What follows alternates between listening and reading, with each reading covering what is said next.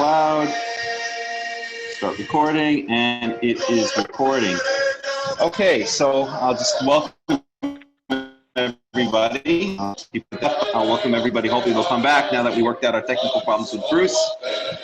This is the World Alliance of Qara'im weekly Parsha study, and this week we are going to be studying the Parsha of Tavo, which begins in Deuteronomy 26, chapter 26, verse 1, and goes through to, I believe it was 29 exactly. It goes through to Deuteronomy 29:8. Well, as usual, I'm sure we won't complete the entire parsha, but we can certainly try. And we really like to discuss things rather than necessarily complete it. But at any rate, that's the story for today. My usual co-host, Yaakov Ben Yisrael, could not make it this week. He went to visit a rabbinical family, and they have strictly forbidden him from using any electronic equipment during Shabbat. So while he goes plays with the rabbinites this Shabbat, I guess we'll have to take over. So if you read the introduction, my co-host for this week, Bruce Brill, is quite an interesting feller, and I'm sure he'll be some various things with him. Number one, with us, number one, he is a Torah reader extraordinaire, as you all soon see. And number two, he plays the banjo. And Bruce, are you gonna play a little banjo for us at some point? Sure. Sure. Okay. All right, we'll have to rely on Bezek to make it sound good. Since Bruce is calling in through the Israeli phone company, we were having some technical problems, and finally we solved it in a low-tech way rather than a high-tech way. When they go high, we go low. At any rate, and also I hope Bruce also was in his earlier days was an NSA agent, that's National Security Agency, and he was on the desk that dealt with the Yom Kippur War, and he's currently writing a book about that very topic. It's in its final stages, so I hope, Bruce, you'll share also a little bit with us about the book, about the Torah study. So that is the story, and I hope some people will come back soon. They left and because we were having technical problems. But now the room is open, and both the co-hosts are here, so hopefully we'll see some more people soon. But at any rate, this is being recorded, so even if not, then no biggie. So, all right, Bruce, should we dive in? Sure. You said right. Deuteronomy 26, correct? Correct. This is, yes. Let me stop the music here. This is Parashath Tavo, when you come into the land. And this is Deuteronomy 26:1. So hit it. Okay. Are you going to start reading, or should I? No, you go for it. Go for it. I'll stop and comment. I'll cut you off and comment. Okay. As usual. Okay. והיה כי תבואו אל הארץ אשר יהוה אלוהיך נותן לך נחלה וירשת וישבת בה ולקחת. I think we should translate. I think we should do maybe every 2 or 3 verses we'll stop and translate whenever every couple of verses when you feel it's a nice break. Just stop, and then you can either render your own translation, or I can I'll do the translation. Go ahead. All right. Okay, so that first verse is V'haya, and it shall be when you come into the land which Yehovah your God has given you to you as an inheritance, and you shall take it over. And you shall dwell, and you shall settle in it. Okay. So the importance here is that what we're going to see now is something that you're supposed to do when you come into the land. And as we shall see, it's actually been misunderstood by the rabbis, as something that needs to be done all the time, but really this is a single time commandment. It really needs to be done only after you come into the land. So go ahead, Bruce. Okay. Verse 2. Kol pri adama asher tavi מארצך אשר יהוה אלוהיך נותן לך ושמת בתנה והלכת אל המקום אשר יבחר יהוה אלוהיך לשכן שמו שם. Okay, and I will translate. So when you come into the land, you shall take from the first fruits, reshit. That's the same word as appears in the very first word of the Torah, right? Bereshit, here it's me reshit. So from the beginnings, it's usually translated as first fruits, or the first of kol pri ha'adama, of all of the fruits of the land, asher tavi me artzaka, which you shall literally bring, but the implication here, which you shall extract from your land. Asher Yehovah Elohecha noten lach, the land which Yehovah your God gives to you. V'samta betene, and you shall place it in a tene is a basket. V'halachta el hamakom asher yivha Yehovah Elohecha l'shachen shemo sham. You shall go to the place which Yehovah shall choose.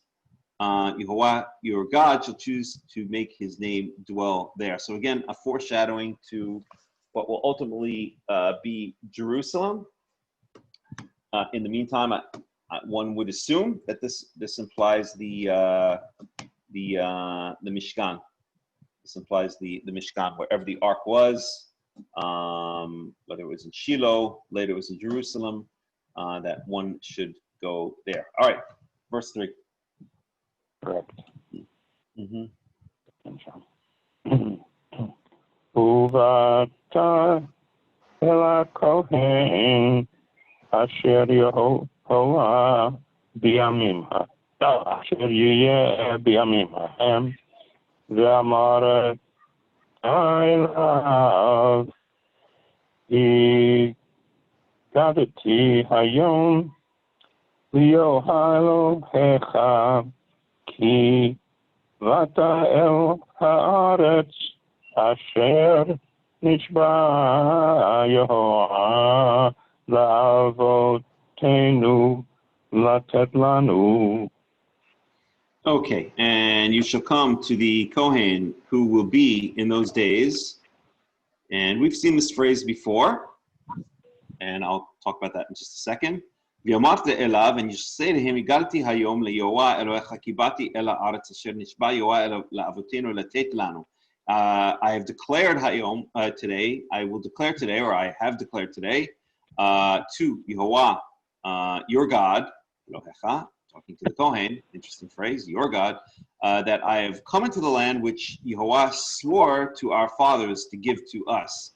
Now, just a very quick aside here, which is that it says the phrase, Upat el Kohen asher yeh biyamim hahem, the Kohen which will be in those days. We've seen these phrases before, and in fact, it's very famous. The place where it's the most notably, that same phrase is most notably written is very famous or very fundamental to Karaitism, and that is Deuteronomy 17. Bring it up here.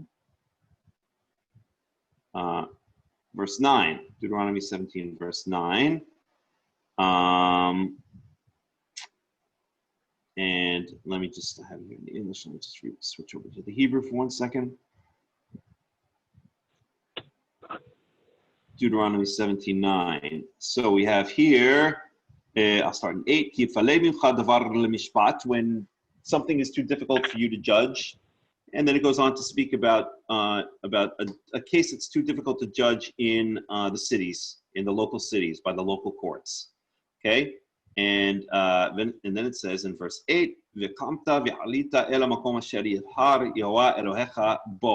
then you shall arise, and go up to the place which the place which Yehovah your God has chosen. Ubat el hakohanim haleviim ve'el hashofet asher yeh biyamim hahem. And you shall go to the Kohen, the Levitical Kohen, that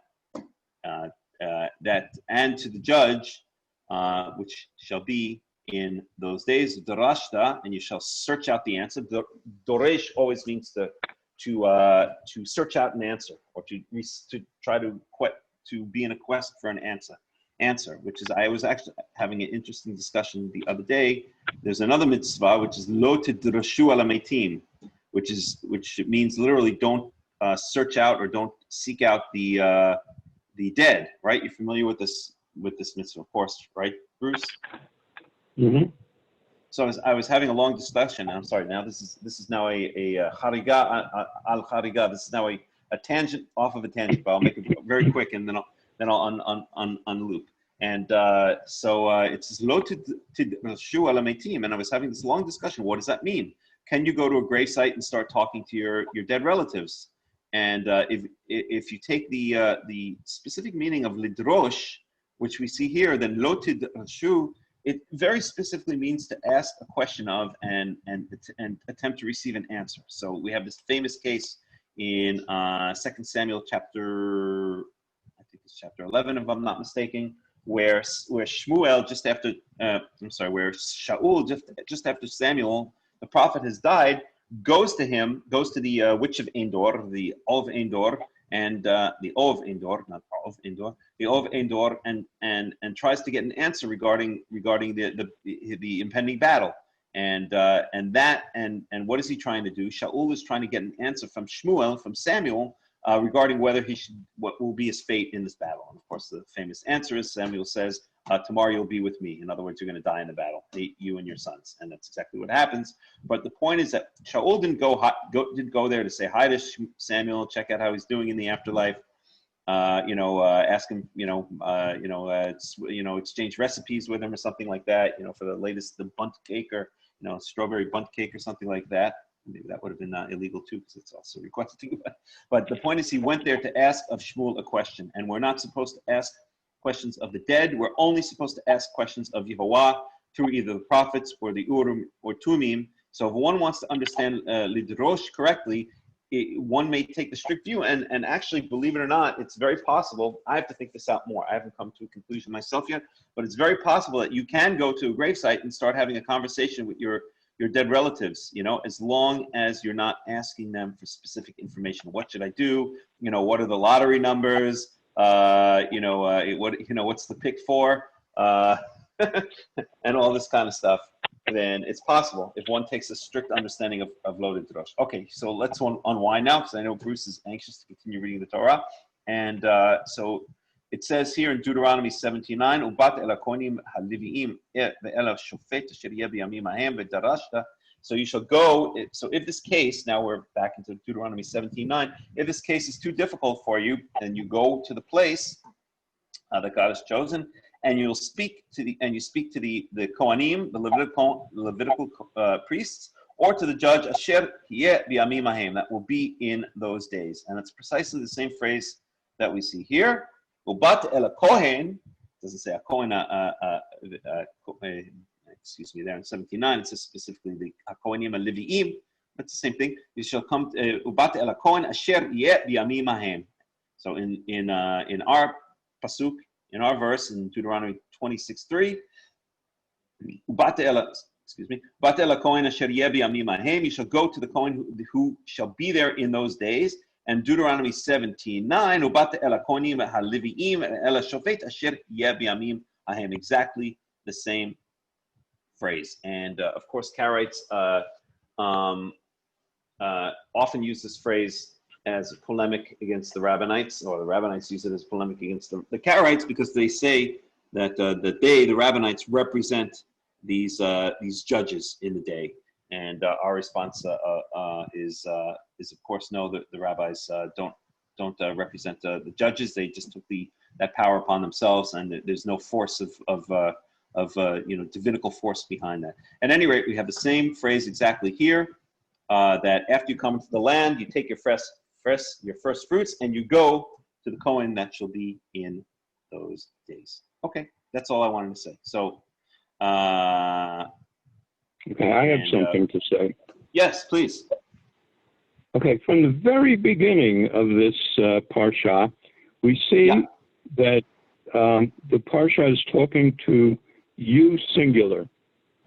Tavo, Elohecha, Natan Lecha, V'yirishta, V'yashavta, V'lakachta, Tavi, Mi'artzecha, Elohecha, V'samta, V'halachta, on and on and on. But even in this sentence that I just read, it's Vamarta. And he got a T. Now it's me that's speaking, first person instead of second person, singular, singular, singular, singular.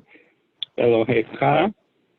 Ki bati el haaretz asher nishbat yohala abote. All of a sudden, the last two pronouns are we. La'abotenu, latetlanu. What's the story there?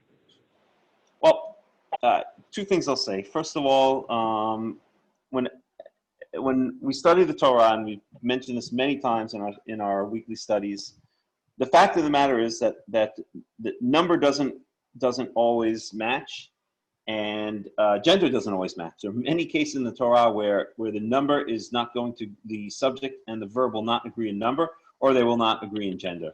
And quite frankly, I don't always have an explanation for the reason why. Okay, some of those are actually corrected by the Masoretes in the Ketiv in the Kri, and many are not. Okay, but here this is a slightly different case. This is not a mismatch of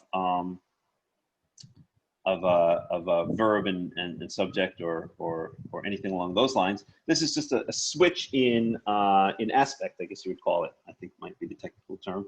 But suddenly it switches from me to us. And actually, in this case, I think there is a logical reason, because even though I, as an individual, am bringing these first fruits, then when it comes to the very end there, and it's speaking about the forefathers, it's that the forefathers, swore to give this land to all of us, to the entire nation. Yeah, exactly. But I think in this case there is actually a kind of logical switch there, but it's not always the case in the Torah that there is a logical. A lot of times there are mismatches, and I haven't come up with a standard explanation as to why you have so many mismatches. But at any rate, okay, verse 4. Yep,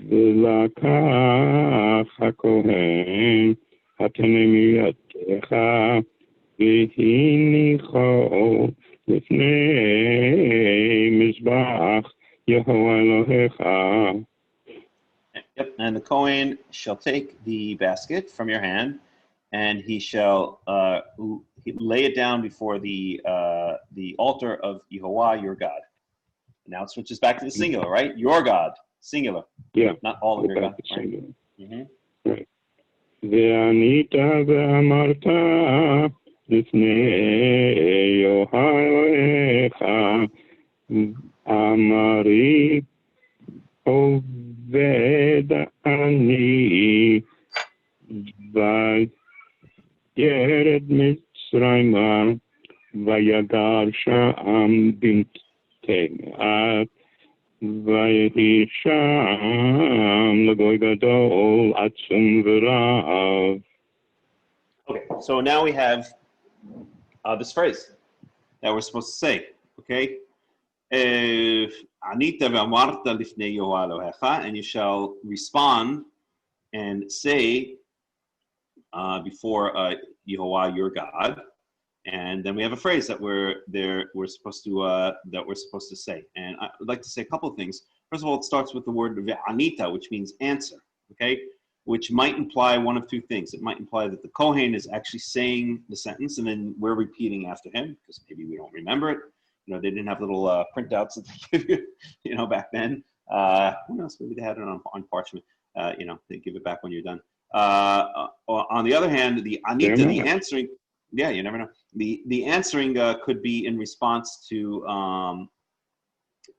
him, to the Kohen laying the what we see in verse 4, the Kohen laying the basket before the mizbeach, before the altar. At any rate, we now start a prayer, and I've always found this very interesting because for years and years I've railed against the rabbinical idea of these set prayers, which I think are, they become rote. They become, you just go into synagogue and you say the same prayer again and again and again every single day, and it becomes meaningless. And I've always said all prayer should be from the heart, and that's what I do. I don't say set prayers. Someone asks me how many times do you pray a day, and my answer is I'm really all the time. I'm in a constant conversation with Yehovah throughout the day. Although I try not to move my lips so I don't look weird walking down the street. But I'm exaggerating. But I'm constantly in contact with Yehovah, and I'm constantly praying from the heart and speaking to him and asking him advice and all of this kind of stuff. And I really don't like the idea of set prayers. I don't think the ancient greats had any kind of set prayers. They didn't go to Minyan 3 times a day and open up the prayer book. Open up your prayer books to page 322. Blah blah blah. At any rate, but here we have actually set prayer in the Torah, and there are a couple of them. This is one of them. Okay. And then here's a phrase that we're actually supposed to repeat word for word. Okay. Arami Oved Avi. This is translated generally in a number of different ways. One common way is an Aramean tried to destroy my father. Oved with an aleph means to lose or to cause to lose would be the way we translate it here, even though it's in the simple form, the form. Or another way that's often is translated is my father was a wandering Aramean, or Arami Oved Avi. My father was my father was a how do they usually translate? I can't. Aramean nomad. Yeah, that's a wandering Aramean. I think that might be the most common one. Arami Oved Avi, or an Aramean tried to destroy my father, or my father was a destroying Aramean, perhaps. Maybe that's similar. At any rate, nobody really knows exactly what this phrase means. Is it a wandering Aramean? Is it referring to Yaakov? Is it referring to Abraham? Is it referring to Lavan? Right? And but it's clearly not referring to Lavan, because if we continue, this is what some people say, that it's referring to Lavan. My father was a destroying Aramean, meaning referring to the story of Lavan and Laban, Lavan and Yaakov. But if we continue the sentence, we see that it's clearly not that, because it says V'yared Mitzrayima, Yigar Sham b'mitei me'at v'ayihi Sham l'goy gadol atzum v'rav. And he went down to Egypt. So the same Aramean went down to Egypt. Yigar Sham, and sojourn and stay temporarily. Gar means to live or to sojourn or to be a temporary resident. B'mitei mi'at, in a very low number. Sham l'goy gadol, and there he became a large nation, or a great nation. Atzum, large, and extensive. I don't know. It's just kind of different ways of saying gadol, atzum, and numerous. rav. Yeah, there you go. Numerous.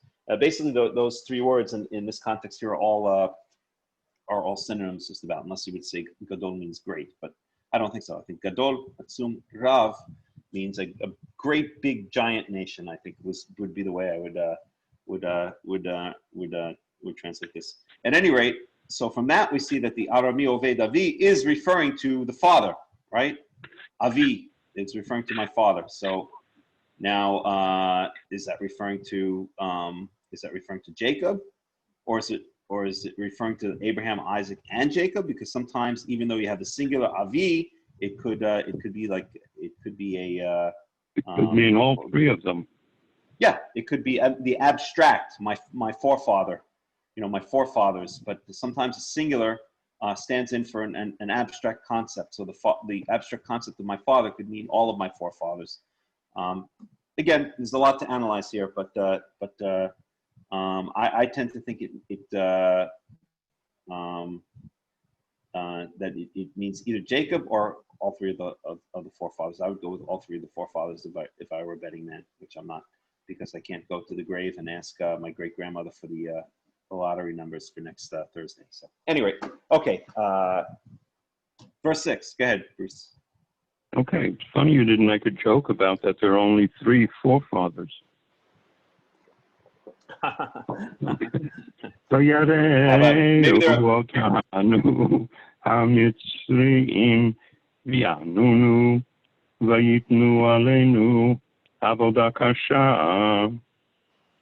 Okay, and I'll just read the English translation to save time. But the Egyptians mistreated us and afflicted us, putting us to hard labor. Okay, the same old story. Blah, blah, blah, blah, blah. We know it. We've heard it a million times before, right? Okay, next. El Yehovah Elohei Avotenu Vayishma Yoha et Kolenu Vayar et Anenu Ve'et Amalenu Ve'et Lachatzenu. Okay, so we yelled out to Yehovah. We cried out to Yehovah, the God of our fathers. And by the way, we have the Yom Teruah coming up soon, right? So there's a clear. I'm not saying it's some kind of mystical tie-in because this parsha is close to Yom Teruah, but I'm just saying it happens to tie in with the holiday that's coming up. That where it's Yom Teruah, where we shout out to the heavens, right? And the idea in shouting out to the heavens on Yom Teruah is to get Yehovah's attention, and it's the same thing here. We cried out to Yehovah, the God of our fathers, Ishma Yehovah, and Yehovah heard us, or Yehovah heard. I'm sorry, Ishma Yehovah et kolenu, and he heard our voices. Biar et anyenu ve'et amalenu ve'et lachatzenu. He saw our affliction and our hard work and the pressure we were under. So in order to get God's response, this past week. And I'll just make this quick, Bruce. This past week, I gave a talk to a bunch of Technion students and in Hebrew, and we discussed this very issue about Yom Teruah. Why do we need to yell out to God? I mean, doesn't He hear us already? And so it's not that He doesn't hear us; it's that we are asking for Him to turn His attention and his attention, I guess I'll say, towards us. Right? If we don't ask Him for His attention, then he doesn't have to choose to turn His attention towards us. It's the same thing here. Okay, we call out, and then He hears us, and then He sees what's going on. It's not that He was blind to it before. It's just that we had to kind of get His attention. He wants us to get His attention. He wants us to have a direct relationship with Him. All right, verse 8. Vayotzienu Yoha miMitzrayim b'yad chazaka u'b'zro'a netuya u'b'mora gadol u'b'othot u'b'moftim. And Yehovah took us out of Egypt with a strong hand and an outstretched arm, and with great wonders, they usually translate it as, or terror, I guess, and otot, and signs, and the moftim, and I think that they usually translate as wonders. So, at any rate, he made a big show of it. He made it a very, very public big show, just taking us out of Egypt. Okay, verse 9. Vayivienu el hamakom hazeh vayiten lanu et haaretz hazot eretz zavat chalav u'davash. And He brought us to this place, and He gave us this land, a land flowing with milk and honey. ועתה הנה הבאתי את ראשי פרי אדמה אשר נתת לי יהוה והנחתו לפני יהוה אלוהיך והשתחווית לפני יהוה אלוהיך. Yes. Okay. And now, behold, I have brought the Reshit, the first fruits, the beginnings of the Reshit Pri Adama, the first fruits of the land, Asher Natatali Yehovah, which you, Yehovah, have given me, Vehinachto Lifnei Yehovah, and I have placed them before Yehovah, your God, Vishtachaveta Lifnei Yehovah, and then that stops right there. And then you shall bow down, or you shall prostrate yourselves. You shall bow down with your face to the ground. You shall kowtow to before Yehovah, your God. Now, I would like to point out an interesting grammatical element here. Okay, so everything has been basically speaking to God in the third person. Okay, God. My father was a wandering Aramean, and he went down to Egypt, and God heard, and the Egyptians oppressed him, and we called out to God, and God heard us, and God came down and made all these signs and wonders, and God took us out of the land of Israel, out of the land of Egypt, and then in verse 10, we speak to God in the second person, okay, and that occurs here. And behold. And now, behold, I have brought the first fruits of the land, Asher Natatali Yehovah, which you have given me, Yehovah. V'hinachto lifnei Yehovah, and you shall place it before Yehovah, your God. V'hishtachaveta lifnei Yehovah Elohecha, and you shall bow before God, before Yehovah, your God. So basically, third person, second person, third person. It's funny how it changes. Well, yes, but again, here there is kind of an explanation, and this is what I wanted to point out. So, so Bruce, in your opinion, we're saying this phrase, right? The phrase starts in verse 5. Vanita, amarta lifnei Yehovah Elohecha, and you shall answer and say before Yehovah your God, right? Which is God is now in the second person, okay, at that point. And then we have this whole phrase that we say, my father was a wandering Aramean, and et cetera, et cetera, et cetera. And then we come to this verse 10, and here it ends.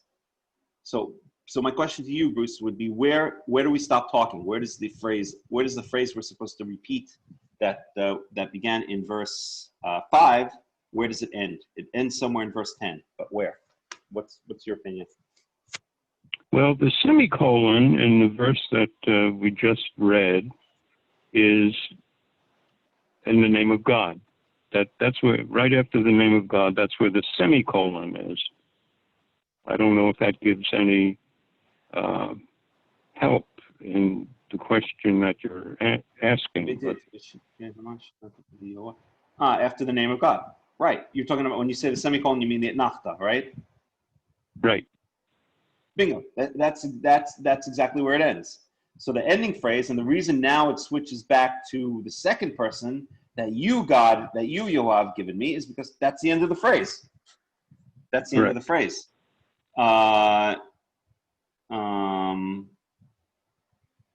And then where were we? And then so the phrase ends there, and then then it says what to do with this basket. You take it, you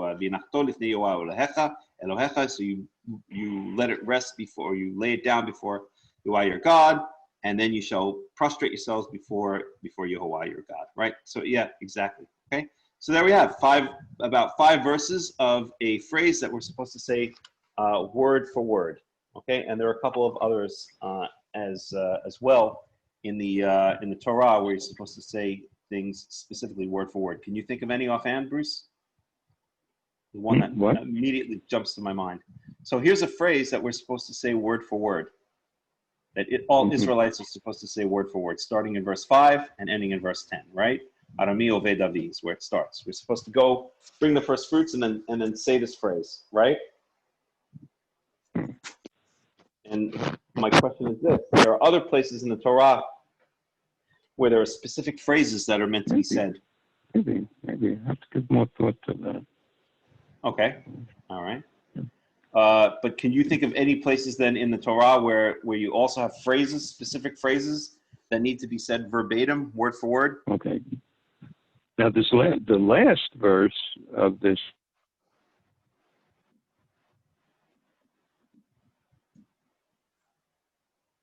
Hello? Hello? Bruce? Bruce? I think Bruce disappeared. All right, I'm sure he'll come back. At any rate, so one that comes to mind is the prayer of the Kohanim, is the blessing of the Kohanim. So let's find that.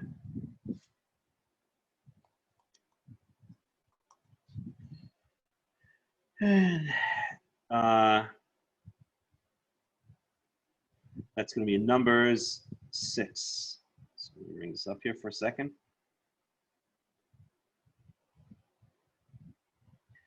And then after this, maybe we'll take a break, a couple of minutes.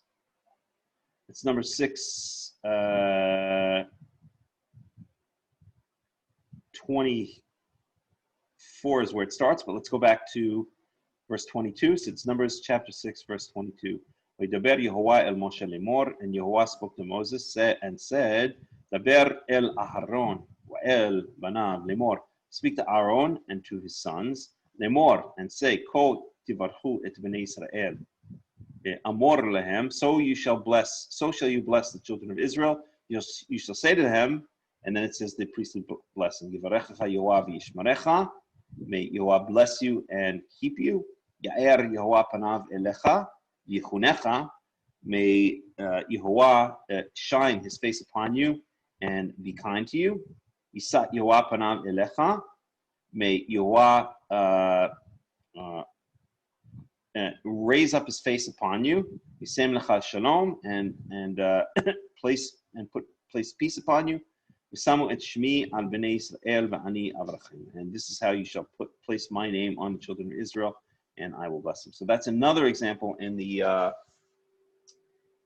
Torah of us specifically where we have to say, or not we, in this case the Kohanim have to say something word for word. Okay, going back now to Deuteronomy 26. Verse 11. Let's take a quick break here. I'll see if Bruce, if I can get in contact with Bruce and see if he'll come back, and I'll put a little bit of music on.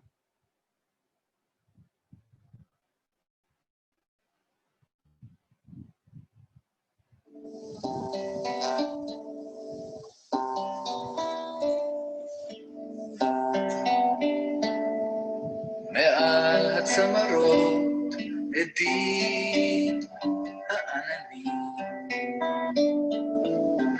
כשהירח אל הגן מניד ראשו נותן סימן, אפשר לשבת שם בפינה אותו ספסל, קלט את כל כמות הטל והתרתק, תיקח מגבת, אומר הלילה ושוכן.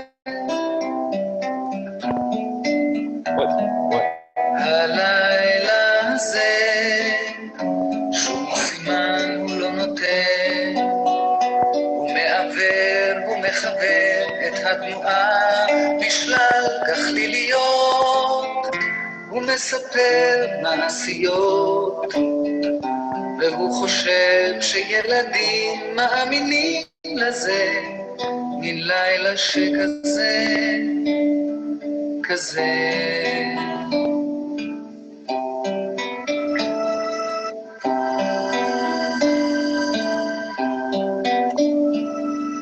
בחלונות קבעו מזמן כל האורות. Oh, let's try something else. Boring.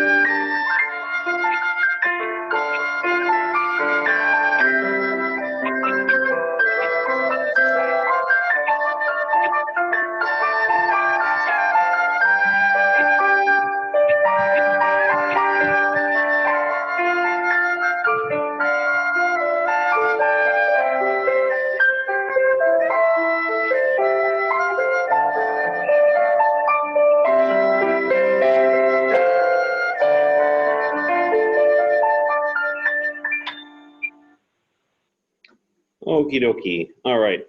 So, Bruce, you're back?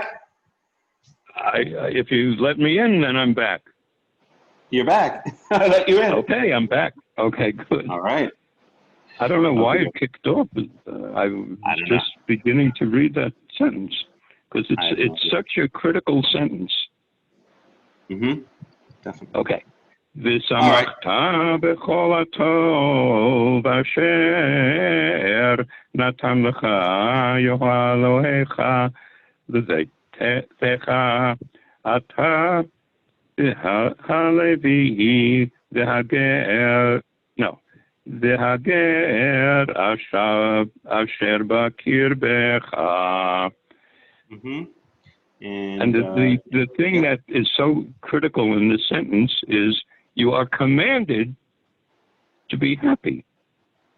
Mm-hmm. Either you're commanded to be happy or you will be happy. It's like a prediction. See, that's exactly the point I was going to make. I think it's more a prediction than a command. Okay.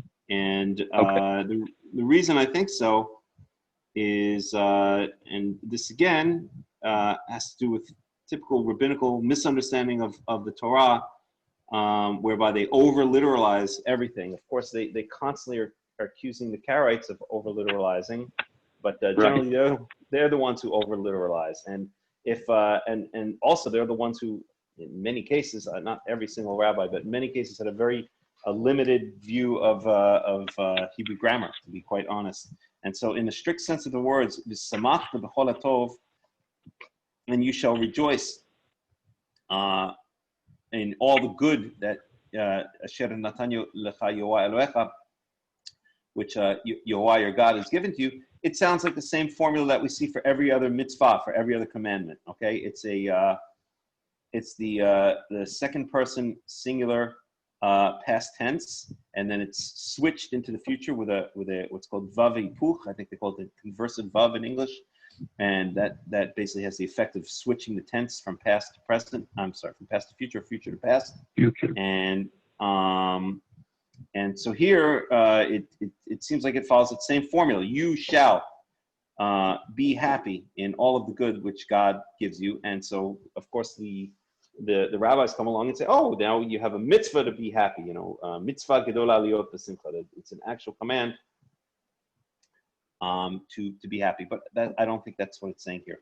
The future in Hebrew does not always mean the future second person future in Hebrew does not always mean a command. In fact, the future in Hebrew can mean a lot of things. It can mean this will happen. It could mean this should happen. It could mean I expect this to happen. I hope this happens. Hebrew is much more complicated than the simplistic way that, quite frankly, the rabbis and many other people see it. So here, I think it is stating when all of this stuff happens to you, then you shall rejoice. In other words, speaking about the natural consequences of going to the land and bringing the first fruits. And let me just go back one here, and bringing the first fruits and having these wonderful first fruits, having the fruits of the land to be able to bring them to the temple. And you will be happy. It's stating a belief of what will be at that point, not stating a commandment that you must be happy. That's my opinion. Likewise, another verse that's, in my opinion, vastly or horribly misunderstood by Bruce. Are you still there, by the way? I think I'm getting old messages for you telling me to let you in, but I think you're in, right? Bruce, you here? I am. Okay. Is the verse the actual words escape me now? Oh boy, what is it in the Birkat Hamazon?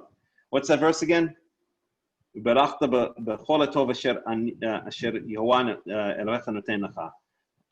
on one second, and you shall rejoice. 1 second here. No, not that verse. I'm sorry, it's escaping me for some reason. I'm having a mind block. But there's another verse that the rabbis, and I don't want to take the time to go look it up right now, but the rabbis say in there after a meal blessing, which they make it sound like it's a requirement to, you know what, I should go look it up. I don't know why I'm having a mind block, but whatever. Hold on 1 second.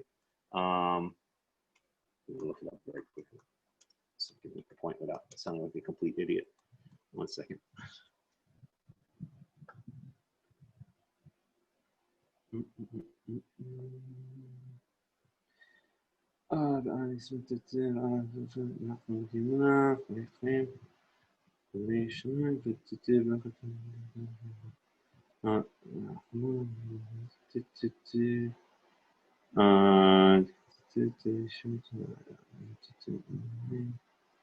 Where the heck is it again? Here it is.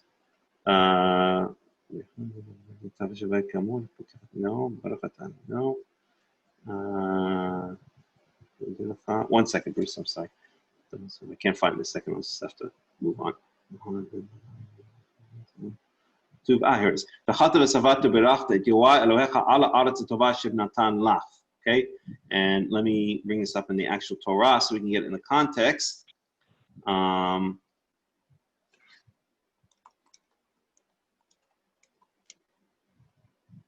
second. And that is Deuteronomy chapter 8, verse 10. And just bear with me. I'm sorry to take so long to do this, but I think the point will be well worth waiting for. So it says in verse 10, "V'yachalta v'savata u'berachta et Yehovah Elohecha al haaretz hatova asher natan lach." And how do the rabbis understand this? They understand this every time after you eat, that you must say a prayer. That basically you have to do what they call Birkat Hamazon. You have to do a prayer after you eat, and this is what they say: "V'achalta v'savata." When you eat, and you shall be full, or shall be satisfied. Then you shall bless Yehovah Elohecha for the the good land which he's given you. Okay, and so they take this to mean every time you eat and are full, then you must bless Yehovah. So therefore, we have this thing. We the rabbis have this thing, Birkat Hamazon, the grace after meals, where you must you're now eaten and you are satisfied. Hopefully, unless the food was crappy, then you pretend that you're satisfied and say the blessing. And then you have to say this after blessing. But this is not the context here at all. The context is, again, this is not a commandment. This is an expectation. Okay, if we read it, I'm going to go back 2 verses, and this is Deuteronomy chapter 8. I'll go back to verse 8. Eret Haita Use'orah, a land of wheat and barley, or geffen, or te'ena, and grape, or grapevine, and fig, v'rimon, and pomegranate. Eret Zayet, shemen, udvash, a land of olive oil and honey. Eretz asher lo b'miskenut tochal, a land which you will not eat in hardship or in scarcity. Ba lechem lo tochal ba lechem, you shall not eat food or bread in scarcity. Lo techasar korba, nothing shall lack from it. Nothing that you can't find in it. Eretz asher avaneha barzel, a land whose stones are made out of iron. And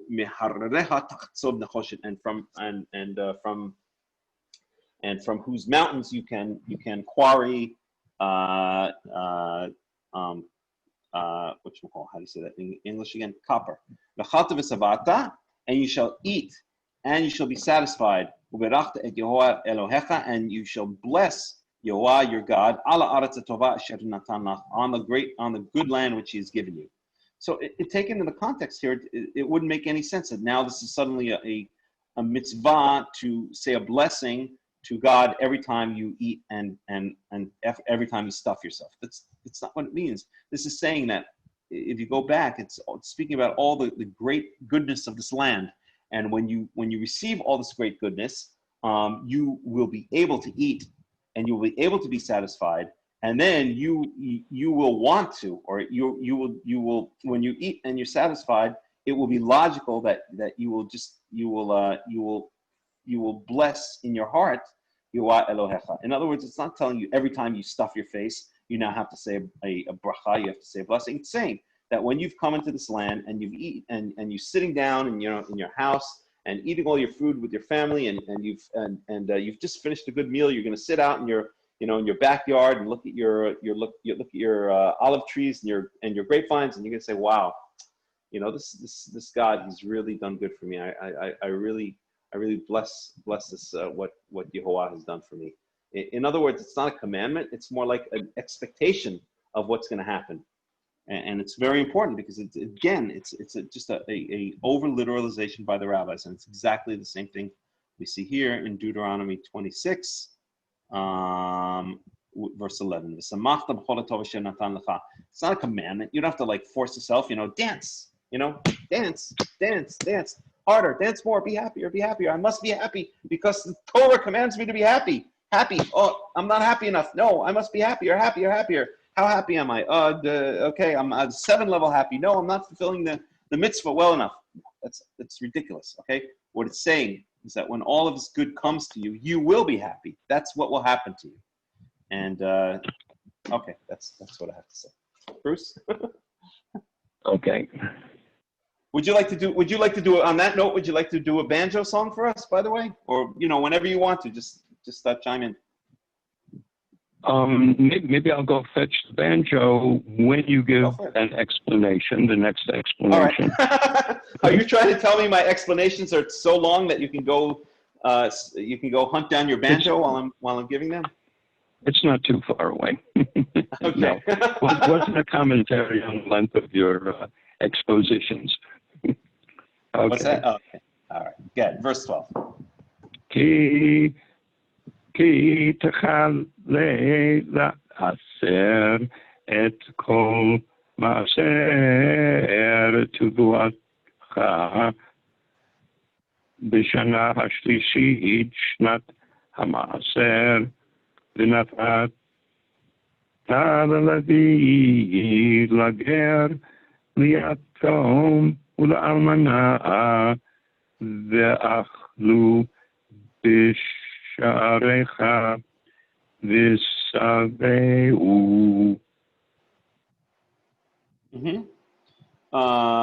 כי תכלה לעשר את כל מעשר תבואתך. So when you finish the tithe, all of the tithes of your produce in the third year, and the third year is speaking about the 7-year cycle, the Shemitah cycle. Okay, so the third year of the Shemitah cycle is Shnat HaMa'aser, is the year of tithing. So you're supposed to take 10% in this third year of the 7-year cycle. And you give it to the Levite and to the ger, to the sojourner or the convert, quote unquote, liatom, to the orphan, almana, and to the widow, v'achlu b'sha'arecha v'saveu, and they shall eat in your gates. And remember, we spoke about last week, and I think in previous weeks also, that in your gates is a euphemism, I guess you could say, or is an expression which means in your cities.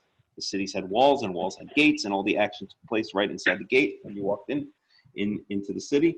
And they shall be satisfied, right? So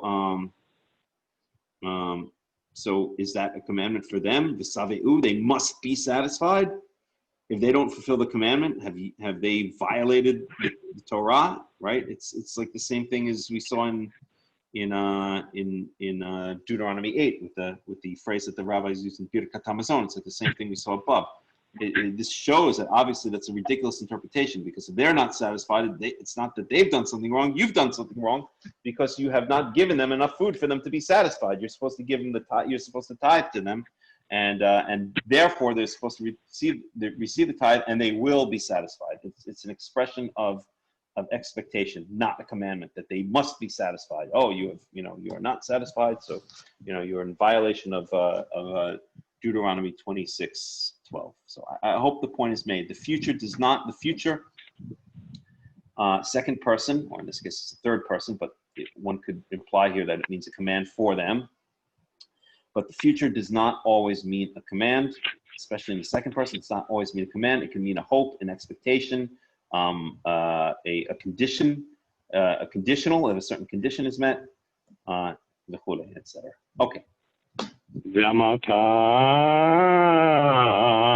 לפני יהוה אלוהיך ביארתי הקודש מן הבית, וגם נתתי ללוי ולגר וליתום ולאלמנה בכל מצוותיך אשר ציוויתני לא עברתי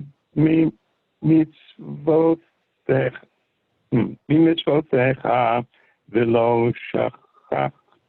שכחתי. And here's another one. Here's another phrase that we have to say word for word, just like we saw up above. So Deuteronomy 26 is the chapter of saying phrases word for word. So what shall you say? Biarti HaKodesh min habayit, I have removed or eliminated. I had an interesting discussion with Yaakov ben Yisrael, who, as I mentioned earlier, is not here this week. He's visiting Orthodox rabbinical friends in a different city, and we spoke about this verb liva'er, which he believes is a separate verb from the verb of the same spelling, which means to burn or to cauterize, I guess you could say, to burn away, and he thinks it's a different verb which means to remove, but we won't get into that right now. At any rate, you shall bi'arti HaKodesh min habayit, you shall remove, in this context, the holy foods from your house, or I have removed the holy foods from the house. V'gam natativ leLevi, I've given them to the Levite, to the ger, to the orphan, and to the widow, according to all of your commandments, which you have commanded me. Lo avarti mitzvotecha v'lo shechachti. I have not transgressed your commandments, and I have not forgotten. Okay, verse 14. Okay. לא אכלתי בעוני ממנו ולא ביארתי ממנו בטמא ולא נתתי ממנו למת. שמעתי בקול יהוה אלוהי ועשיתי בכל אשר ציוויתני. So I've not eaten it while I'm in mourning. And velo biarti mimenu b'tamei, and I've not eaten it while I was impure. Velo natati mimenu lamet, and I've not given of it as a sacrifice, I guess as an offering to the dead. Shemati b'kol Yehovah Elohai, and I listened to the voice of Yehovah my God, and I've done all that you have commanded me. So here it's saying that these on the third year, this year of tithing, the 10% you're supposed to give it to the Levi, the Ger, and the Atom. This tithe has a status as kind of holy, but not fully holy, because you can still give it to the Ger and the Yatom and the Almanah, right? It's if it were fully holy food, then it would only be able to go to the Kohanim. But in this case, as something that's dedicated to the temple. But in this case, the tithe is it's kodesh, as it says in verse 13, but not in the same way. It's not only meant to go to the Beit HaMikdash, to the Kohanim. Here, it's meant to go to the Levite, the Ger, the Levite, the sojourner, the orphan, and the widow. And this is its level of holiness, okay? And that it should not. And then it says, I did not eat it while I was in mourning, meaning I'd recently come in contact with the dead. While I was impure, I did not give it as a sacrifice to the dead. Anything having to do with impurity, okay? I did not eat this tithe in that state. Okay, verse 15. Okay. Yashkifa mim'on kodeshecha min hashamayim uvarech et amecha et Yisrael ve'et ha'adama asher natzat lanu kasher nishbata le'avotenu eretz zavat chalav u'devash.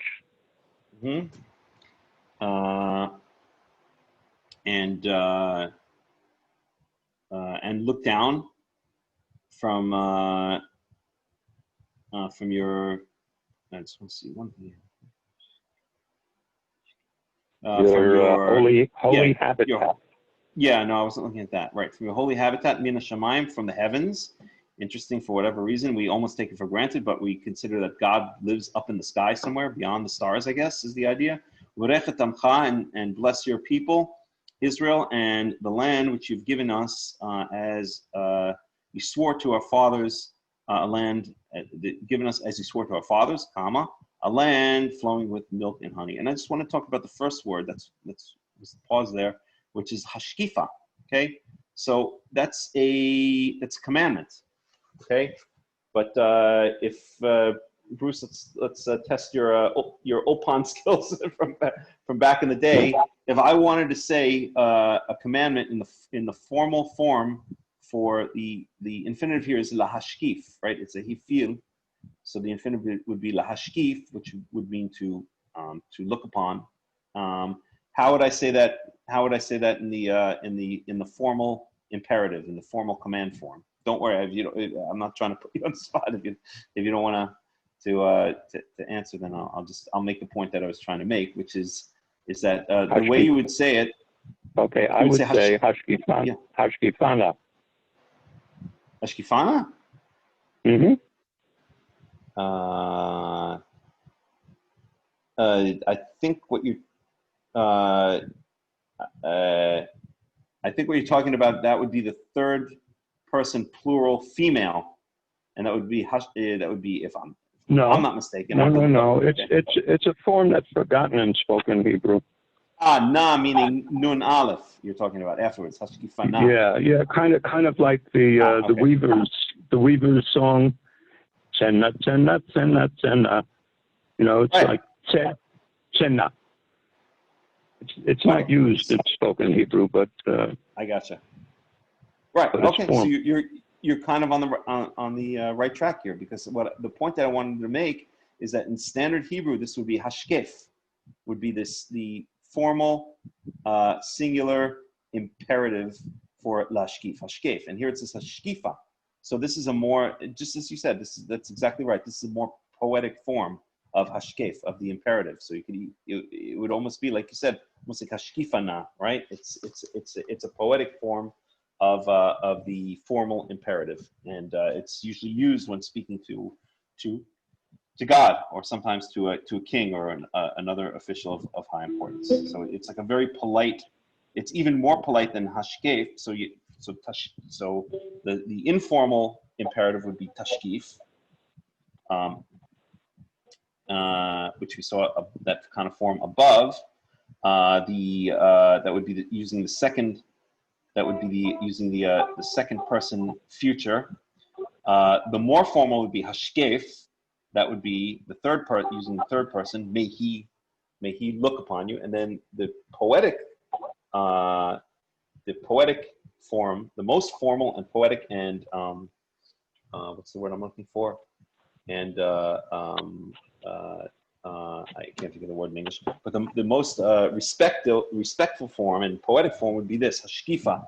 So it's kind of the poetic formal, I guess you can call it. It's the super formal way of saying it. But yep, you're exactly right. Just like you said, hashkifa now. Mm-hmm. Okay. Okay, so I got my banjo out, and I didn't know I was going. I didn't know what I was going to play until you started talking about the imperatives, and so. Please tell me you're going to play Tsena, because I love that song. I'm sorry. I'm going to play Tsena. I love it. I love it. I absolutely love this song.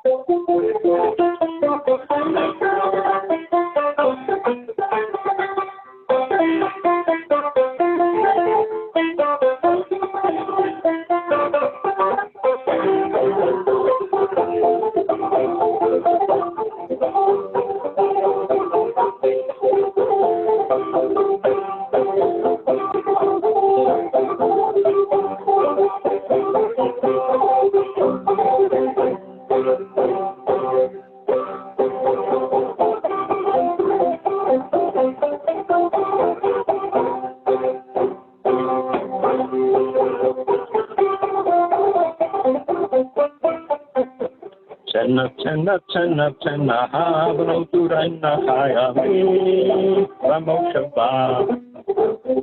Alna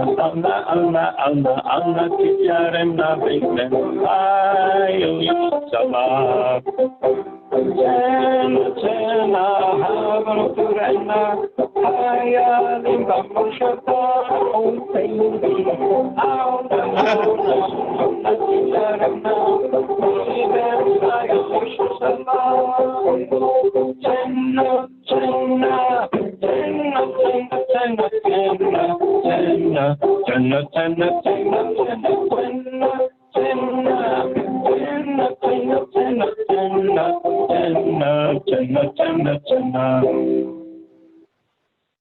And you're right, but I was suggesting the Tena is the plural feminine, which is not used in Hebrew anymore, that it's distinct from the plural masculine, which would be tzu. Correct.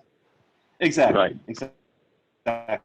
This is not, it's the feminine third person plural future, which is not used in modern Hebrew, unfortunately. Just like in modern Spanish, the second person plural is not used in many countries, but I absolutely love that song. Maybe after the next Aliyah, I'm going to have to leave so that I can finish before sunset here. I've given myself a command, speaking of commands, that I read the entire Parashath Shavua before Shabbat ends. So let's do another Aliyah. Fair enough. All right. Sounds good. All right, Bruce. If you don't mind, I'll take a break for 2 seconds. I just want to grab a cup of water. All right? Okay. So I'm going to put on a song. You may recognize it.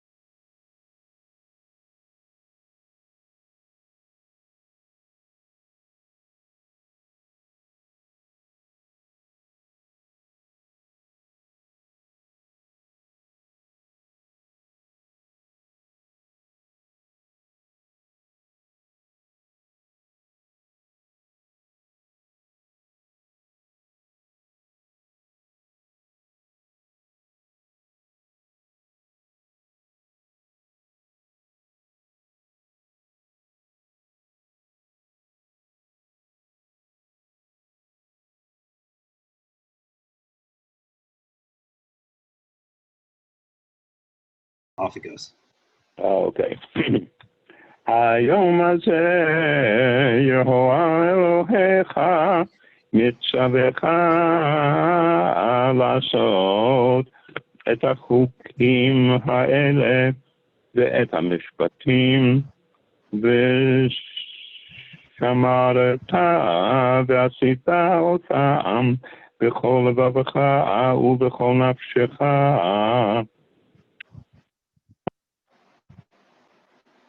Okay, translation. Yom Hazeh today. Yeah. On this day, Yehovah your God commands you to do all of these statutes and all of these judgments. Shamata vasita otam, and you shall be sure to do them. I'll translate it like that. B'chol lebavcha, with all your heart, b'chol nafshecha, and all your soul. That's usually the way it's translated. Beautiful. It's the best you can get into English. It's a bit more complicated, but all right. Yeah. את יהוה האמרת היום להיות לך לאלוהים וללכת בדרכיו ולשמור חוקיו ומצוותיו ומשפטיו לשמור בקולו. And before I translate that, let me just very briefly say about verse 16. לשמור בקולו. לשמור בקולו. And verse 16, Vasita otam b'chol lebavcha u'b'chol nafshecha. You should do them with all your heart and all your soul. That, of course, is the same phrase that's used in the what we today call the Shema, which is Deuteronomy 4, I believe. At any rate, it's the same phrase that's used there. Okay. Yes. Verse 17. Verse 16. Hayom hazeh. Oh, no, we did that one. Verse 17. Et Yehovah amarta hayom lihiyot lecha leElohim. You have declared, I guess you could say, that today Yehovah shall be your God. Ulalechet b'drachav, and to go in his ways, to walk in his ways. Ulishmor chukav, and to keep his statutes, umitzvotav, and his commandments, umishpatav, and his judgments. Ulishmor b'kolo, and to listen and to listen to his voice. Just a couple of points there. One grammatical point. We see here emor, amarta, but it's not in the typical form that we see it. It's in the hifil form. It's almost a more intense form in this case. The hifil usually is called the causative, but in this case, I think it represents the perhaps a more intense, the intensive, or I guess you could say it is the causative in the sense of et Yehovah hemarta yom, you've caused it to be said today, but I really think it's really trying to be more intense or more emphasis here. You have certainly declared today that Yehovah should be your God, and to lalechet b'drachav, and to walk in his ways. And then we have a whole bunch of different things: chukav, mitzvotav, mishpatav, so his statutes and his commandments and his laws. And of course, many people ask, what is the difference between chok and mitzvah and mishpat? And do you have a thought on that, Bruce? Right? They always talk about the chukim and no, it's always confused me. Yeah, and me too. that was literally going to be my answer. And honestly, I think that the reason is because there is no difference between them. I think it's just a poetic way of saying laws. It's just different ways of saying laws, as the Torah does so many times. It will use repetition for emphasis, and often it will use synonyms, right? Repetition, but with slightly different meanings for emphasis. So I think Bruce, that's actually the most brilliant answer I've heard, and I think it's absolutely the correct answer. It's confusing. Who the heck knows? It's not that who the heck knows. There's no difference between them. Again, without descending into rabbi bashing, I just do want to point out where the rabbis, in my opinion, are mistaken, and that is that they over literalize again. Oh, they'll overanalyze. What is a chok? Oh, a chok is something that's written in stone, so it can't be understood. What is a mitzvah? What is a mishpat? Right? They overanalyze and over-literalize to the point that it empties out all the meaning from the words. Because if you read it in its natural flow here, if you read it in the natural flow of the Torah, it's clear that it's just kind of using that repetition of similar words, similar synonyms to emphasize, as emphasis, as a poetic way of emphasis. It would be like saying in English, instead of saying I believe in law, of saying I believe in law and order, right? Law and order in that context basically mean almost the same thing, right? But why say law and order? It's not that law is one thing and order is another thing. It's just a way of poetically making the point. Or I can't think of another example offhand. That's the one that came to mind. So I think that's, if I were writing a Torah commentary and I came to this verse, then my commentary would be, I've never understood the difference between, it's always confused me. I've never understood the difference between these three words, because I think that's exactly the right answer. Okay, verse 18. Well, you know what, Melech? It shows that you have a humble heart. And that's what God loves. And it says in Torah that God loves the humble heart. There's no other way to interact with Yehovah. There really isn't, or with anybody for that matter, because if you walk around this world thinking you're a know-it-all, you're going to run into a lot of problems, one way or another. It's it's morally wrong, and it's practically impractical, and it's kind of an abomination. It's jewelry on a pig. It's jewelry on a pig. It's automatic entrapment. Okay. Yeah.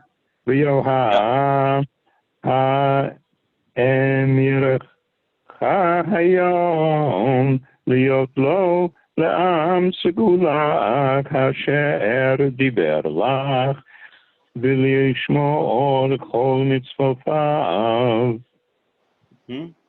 So again, in this verse we have he'emir or he'emor, the intensive or the causative form of amor, of lemor, which is not a very common form. So in my opinion, it expresses like intensification or emphasis. So the way I would translate this is Yoah he'emircha hayom.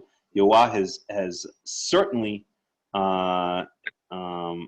declared today that liot lo la'am, that you, or that to be to him a people and a treasured people, lam skula kasher diber lach, as he has previously said to you, ulishmor kol mitzvotav, and that you should keep all of his commandments. All right.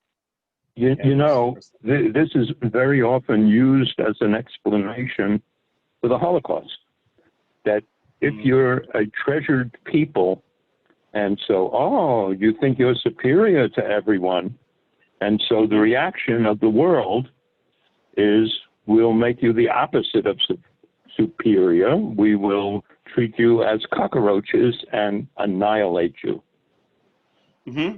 Or one could say, or one could put it this way: if you're going to go around calling yourself a treasured people, you damn well better act like a treasured people, or else the hypocrisy there is going to cause a lot of anger among the rest of the people who are not as treasured, but actually often find themselves, perhaps acting in a less stubborn or in a better way than we do, as is pointed out. It's pointed out many times. For instance, is it in the beginning of Isaiah, where Isaiah says that the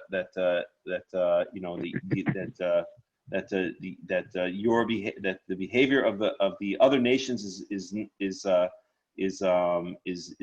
not even as bad as your behavior. That the other nations could learn bad behavior from you. So if you're going to talk the talk, you better walk the walk. And I think that this is a lot of the problem, is that we're supposed to be this this treasured nation. We're supposed to have these wise laws and be a just and fair nation. And when we don't live up to that, and because we are a stubborn nation, as it says in Exodus chapter 32, verse 32, that we're a stiff-necked nation, then the hypocrisy becomes so glaring that it is the main cause of anti-Semitism. And without going down a long diatribe, I think that unfortunately a lot of anti-Semitism, we tend to blame all of the rest of the nations for anti-Semitism, and that's the typical party line. Oh, it's the nations hate us for no reason, and it can't be explained, and it's some kind of like cosmic mystery as to why there's anti-Semitism. But the fact of the matter is, we really bring it upon ourselves by not acting the way that we're meant to according to the Torah, and by even being in these other lands besides Israel. I was looking earlier today. Every day I watch the I can't watch it when it's on because it's not at a convenient time for me. But I always look at the Tucker Carlson. Do you watch Tucker Carlson, or do you know who he is? The what? Tucker Carlson. He's a right wing. Yeah. Love the guy. I really love that guy, as many people on the right wing do. He's just absolutely brilliant.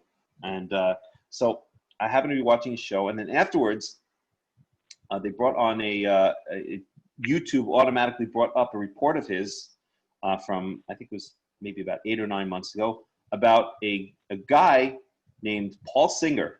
Okay, if you really want to really vomit in the nearest toilet, you could look this guy up. Type in Tucker Carlson Paul Singer, and you'll see his report. And this guy, who's a Jewish billionaire born in Teaneck, New Jersey, and is known as a vulture capitalist, meaning he goes in, takes over companies, destroys them, and takes as much money for himself as he can. I guess I'm way oversimplifying it since I'm not a vulture investor. I don't really understand it, but you basically, say his name is Paul Singer? Paul Singer from Teaneck, New Jersey. And this scumbag, this piece of human garbage, it's Tucker Carlson exposes how he destroyed a small town in Nebraska by coming in and taking over a local fishing company. I can't remember the name of it now. I'll look it up in a second. I'm sure a lot of people already know the story. And he forced this fishing company or this company that sells fishing and sports supplies to merge with a much larger company. And then, I don't know, blah, blah, blah, blah, blah, did all kinds of things. The next thing you know is that the whole town is that he basically sold off the company, and the town basically collapsed because the company, all the jobs went overseas, and basically he just ran away with millions, if not billions of dollars for himself. And it was just so sickening and so disgusting. And then people say, oh, I can't understand why there's any anti-Semitism. It's just some kind of cosmic mystery. We're just innocent little lambs, and we can't understand why everybody hates us. And then you see a story like this, which is not an isolated story, which is so typical of the disconnected Jew that lives in New York City, or that lives in the big cities, and all they care about is they're stuffing their own disgusting, filthy pockets, and it is just sickening. If you watch the story, this expose by Tucker Carlson, you'll be sickened to your stomach. And I'm sorry to say, but this is so typical of our people, where we behave in a disgusting manner. We go into other people's nations, we behave in a disgusting manner, and we don't even belong in these countries. We're guests there, and we belong in the land of Israel, and we'll go in and behave in a disgusting manner, and with greed, and I don't even want to get into it. And then we start blaming the entire world for this, cosmic mystery of anti-Semitism, where we refuse to take a hard look at our own behavior and realize that often, not always, because there is this idea of people who truly hate God, and they will attack the nation of Israel in order to attack God. But more often than not, perhaps, that the hatred of our people is caused by our own disgusting, sickening behavior. And if you really want to vomit up your Shabbat lunch, go take a look at this report. It will sicken you to your stomach, especially since I know that anyway, with Tucker Carlson, you have to watch it, because his facial expressions are half of the entertainment. I know. He's so brilliant. He really is so brilliant. And then Hannity comes on afterwards, and Hannity's so boring. Oh my God. Blech. But Carlson is so brilliant. I literally try to watch him every single day, the next morning when I can catch it on YouTube. But anyway, if you look at it, you'll be sick to your stomach. So anyway, okay. So the last verse speaks to the same issue in a way. You'll see. Unatati chayilyon al kol hagoyim asher asa letihila uleshem uletifareth ulehiyotecha kadosh liohai lohecha keasher di Kasher diber. L'titcha elyon al kol hagoyim, and he will place you above or at the head of all of the nations. Asher asa letila.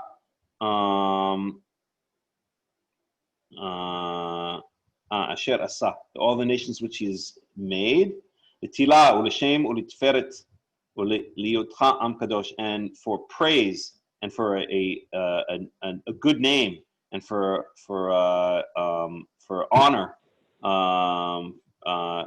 uliyotcha am kadosh, and to be a holy nation to Yehovah your God, as He has spoken. So basically, God. So if you tie together, right, this kind of last sentence of starts it, or this last thought starts in verse 18. I'm sorry, 1 second. It starts really in 17. You have declared that Hayom liot lecha Elohim, that God shall be that God shall be your God, and to walk in His ways. And in response, in verse 18, God has certainly declared that you will be a treasured nation, and you will keep all His mitzvot.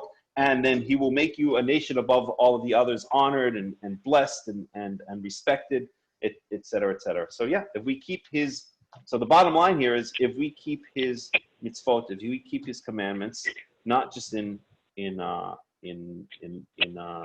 but in the spirit of the law as well, then He will put us above all of the nations. He will make us the most honored nation and the most respected and either loved or feared nation, depending on how people want to relate to us in the world. And if that's not the case, then it's clear it's because we have not kept His commandments, because that's exactly what verse 18 says, that if we keep His commandments, that's what will happen. So if it doesn't happen, then it's because we have not kept His commandments. So, okay, this word elyon means superior, and that's the way you would translate it in modern Hebrew, elyon, superior. And will give you superiority on all the nations. You could let's see how the Jerusalem Bible translates that. 1 second. Okay. And to make thee high above all nations. And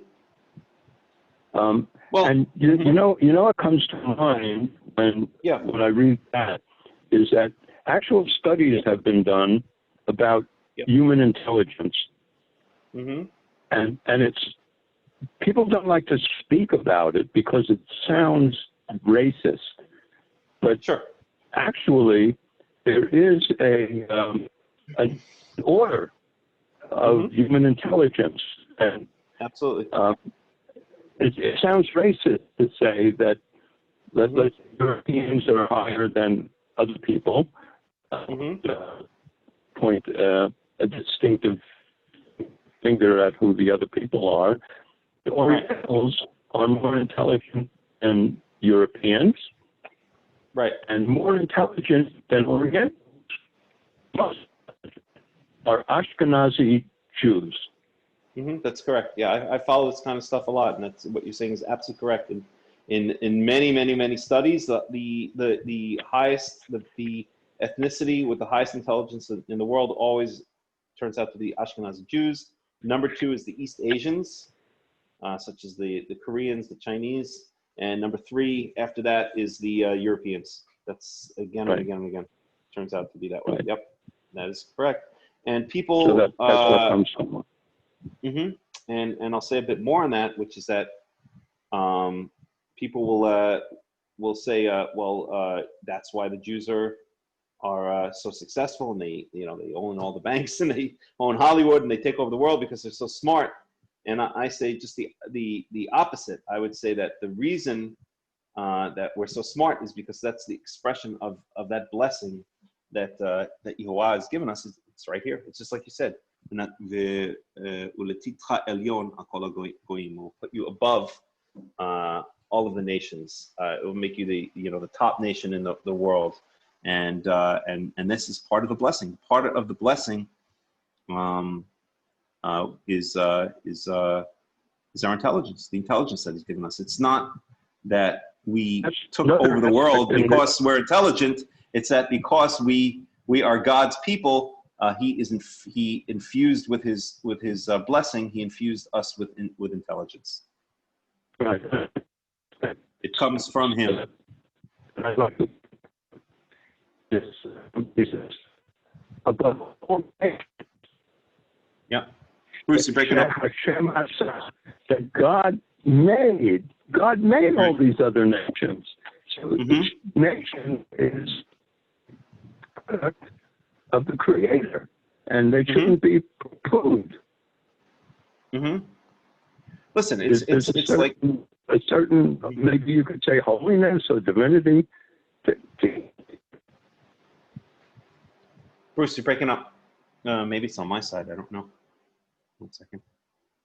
Anyway, I'm going to have to go. All right. It was more regularly. I can't hear a word you're saying because you're breaking up. But it might be a problem with my internet here, quite frankly. Oh, okay. Anyway, I said let's do it more regularly. It was great. Every Shabbat, and it's been so nice these past couple of Shabbatot when you've joined us, and hopefully next Shabbat again. I really like having you along for the ride. Okay, be good. All right, Bruce. Take care. All right, Shabbat Shalom and Shabbat Tov. Okay, bye.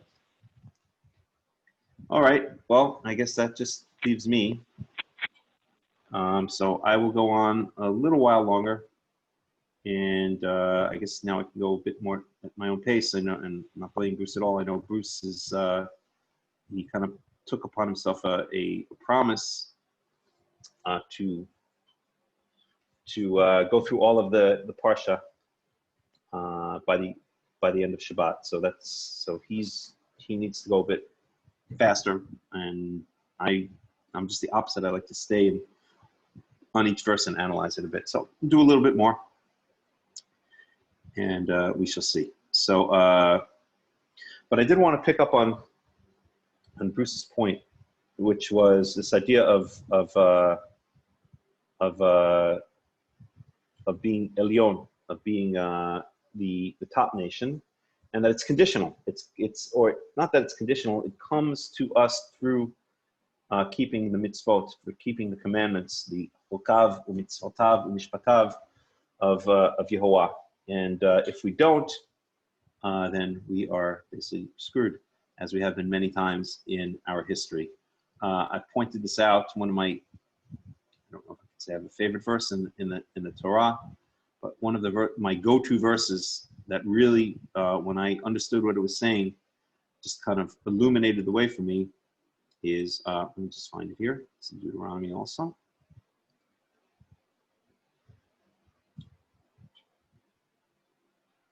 It's Deuteronomy chapter 4,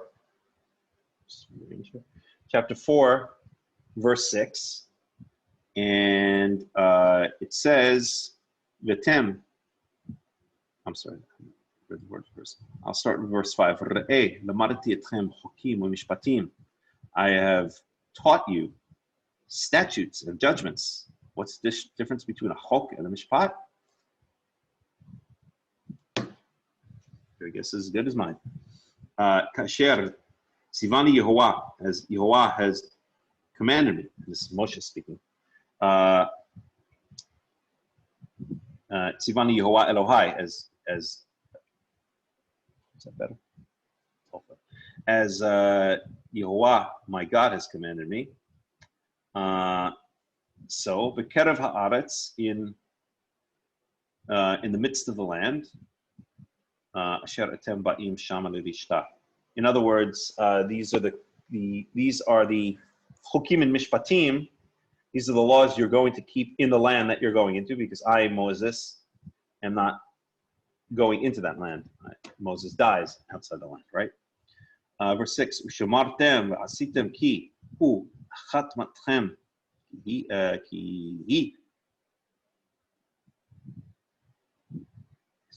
hu chatmatchem chachmatchem uvinatchem le'enei ha'amim asher yishma'un et kol ha'chukim ha'ela ve'amru rak am chacham v'navon hagoy hagadol ha'zeh.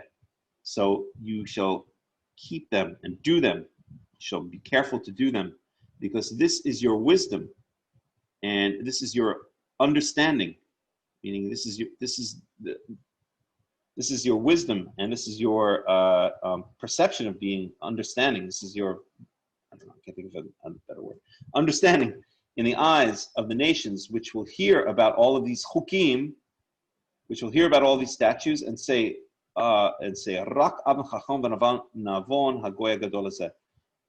What a wise and understanding nation this people, this great nation is. So this is the idea. If we keep the commandments of Yehovah, if we follow the Torah, then we will be respected and even loved by the rest of the nations. And if they don't find it in their hearts to love us, at the very least, they will fear us. It's one or the other, but they won't mess with us. They won't want to mess with us, or they won't dare to mess with us, whichever they choose. You do this the hard way, the easy way, or the hard way. At any rate, this is what we see. And so we see that as I wrote in this book, this mini book that I wrote many years ago, there's something in mathematics called the contrapositive. So the statement would be, if it's raining outside, I bring an umbrella. Okay, that would be a statement. Okay, and the contrapositive of that would be, if I don't bring an umbrella, then it's not raining outside. And what that means is that the contrapositive, as you may remember back in, I think it's 7th or 8th grade math, must always be a true statement if the original statement is true. Okay, if the fruit is a lemon, then it's yellow. Okay, well, that's a bad example. So lemons can be green. If the fruit is, I don't know, what's the fruit that only has one color? If the fruit is I can't think of a darn fruit that has only one, an orange, then the shell of an orange can sometimes be green. But if the fruit is a green pepper, then it must be green. Okay? Contrapositive of that statement is, if the fruit is not green, then it is not a green pepper. That must always be true. Okay? And so if we take the statement that if you keep these mitzvot, this will be, the other nations will see you as wise, then another true statement is, if the other nations do not see you as wise, then you are not keeping the mitzvot. That's the contrapositive. The contrapositive must always be true. And therefore, if we are mocked and ridiculed and hated among the nations, it's only one conclusion. If we're not at the top of the nations, as we saw in Deuteronomy 26, verse 19, then it's because we're not keeping the commandments, right? If you keep the commandments, you'll be on the top of the nations. You'll be at the top of the nations. If you keep the commandments, and the other nations will see you as wise and understanding. Okay? If we're not on top, they don't see us as wise and understanding, so they see us as fools and thieves and crooks, well, I don't know. Maybe there's something to it. And obviously, we're not keeping the commandments correctly. And if you want any proof of that, go watch this piece of human living scum in the shape of a human being named Paul Singer, and you will be sickened to your stomach. Just Google Tucker Carlson, Paul Singer, and it should come right up. Okay. Let's see, what else do we have to say here? What a scumbag. Oh, he'll get his. They always do. They always do in the end, these people. They always get theirs in the end. One person who, on the Tucker Carlson report, most people refuse to give their name because they're so scared of this guy. And one person who wasn't in a lumberyard, I think, in this Nebraska town, said something like, if clearly this person referring to Paul Singer, is if his God is money, and I feel really sorry for him. He's obviously a very sick human being if he has to destroy entire towns, to have more money in his pocket. At any rate, okay. So we're in Deuteronomy 26. We've just completed Deuteronomy 26, and if you ask me, that's a great time for a song for a couple minutes. I like to take breaks and do little bits of songs and stuff like that. I think it just gives everyone a bad chance to grab a glass of water, or maybe go to the bathroom if they need to, or just get a break from endless study. So what do we got here? Oh, what should we choose? What should we choose? Let's see here.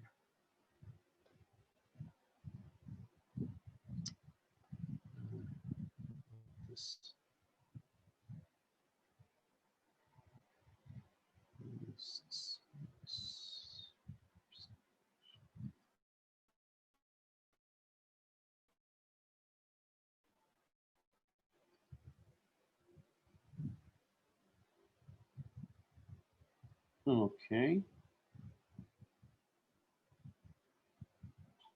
Okay. Okay. Like that. All right.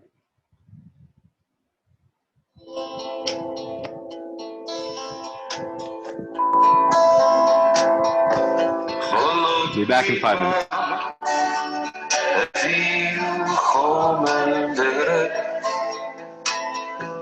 ורוח שרביט על הגבעות משמע, ובמשעול ההר פסעו האלה מרחשים, היו הם שיר של אהבה.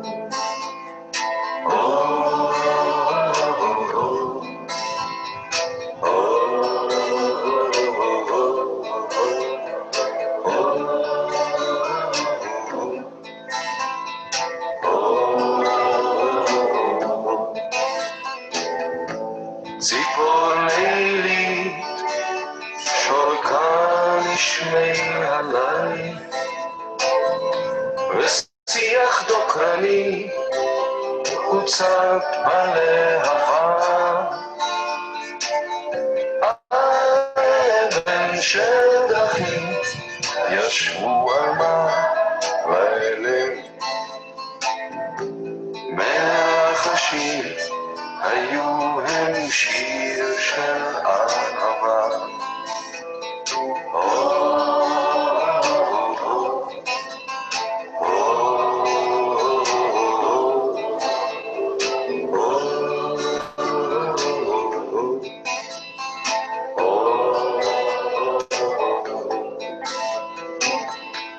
פנס השביל קבע דומם ברוח, אדם כי על יומו איגרת נכתבה, במעלה השביל פסעו על האמת,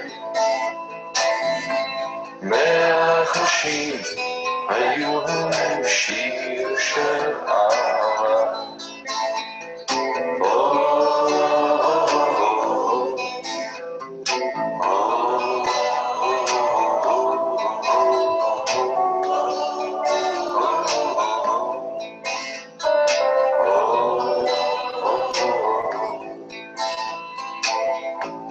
הקיץ היום אל שברונות של ליל, תם יום של שם הגיע יום סוער, ועל פסגת ההר לחשה עלמה האלה שיר אהבה אשר לעד לא ייגמר.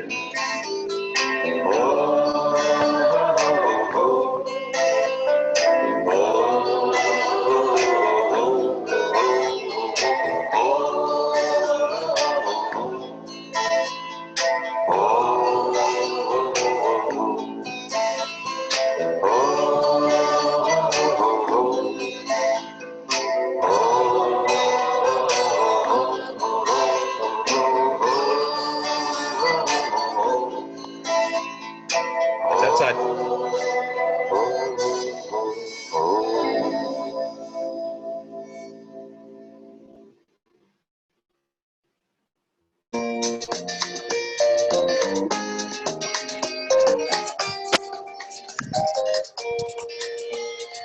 הייתי בפריז וגם ברומא, ראיתי את שבעת פלאי תבל, בקוטב הצפוני וגם דרומה, אך אין מקום כמו ארץ ישראל. תמונות בספרוני עפות, כמו בעד עדשה צלמה, בתרמילי אותן אשא, לכל מקום, בכל מסע, כדי פסיפס מתוך תמונה שלמה.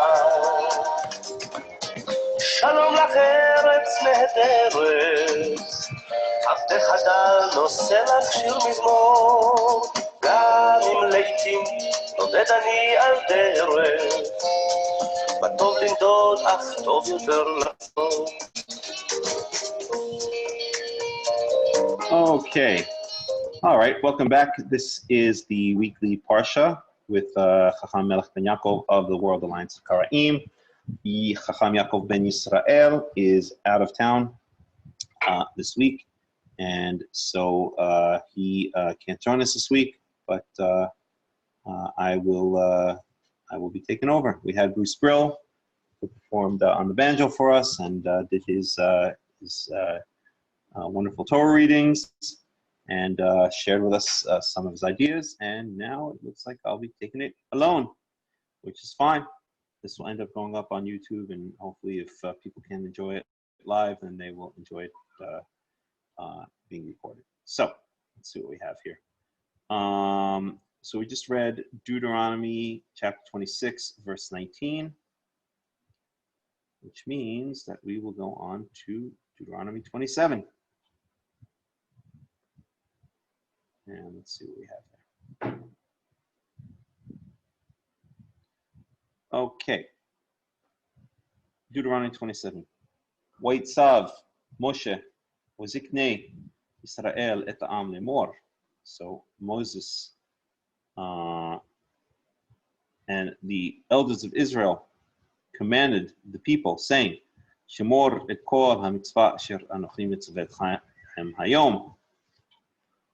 Keep all of the commandments, literally commandment, but it's meant in the plural. It's the abstract, again, the commandments, which I command to you today. V'haya b'yom asher ta'avru et hayarden el ha'aretz asher Yehovah Elohecha. So again, we have the same thing as in the previous chapter. These are laws that are relevant when you go into the land of Israel. And so it shall be on the day when you cross over the Jordan, El ha'aretz asher Yehovah Elohecha noten lach, to the land which Yehovah your God gives you. That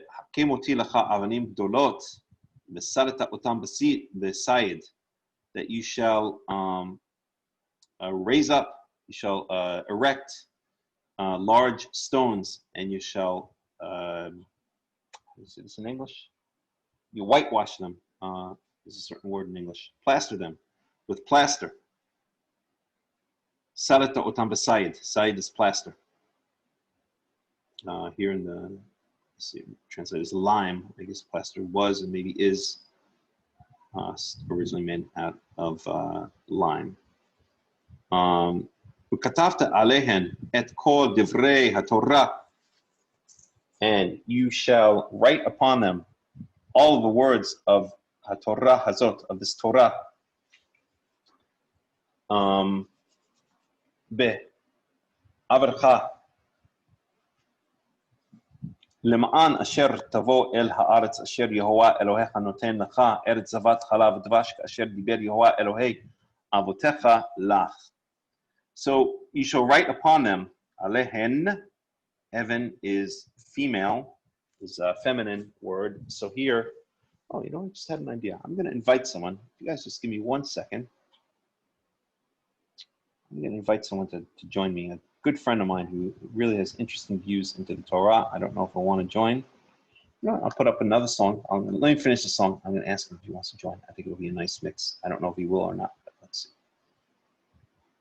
Just bear with me for 2 minutes.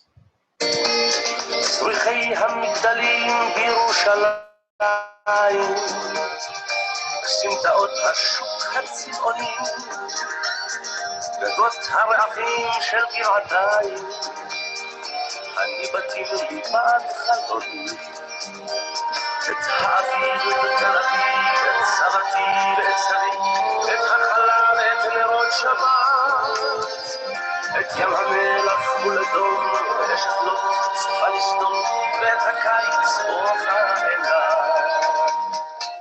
שלום לך ארץ נהדרת, עבדך דל נושא לך שירו, גם אם לעתים נודד אני על דרך, מה טוב לנדוד אך טוב יותר לחזור.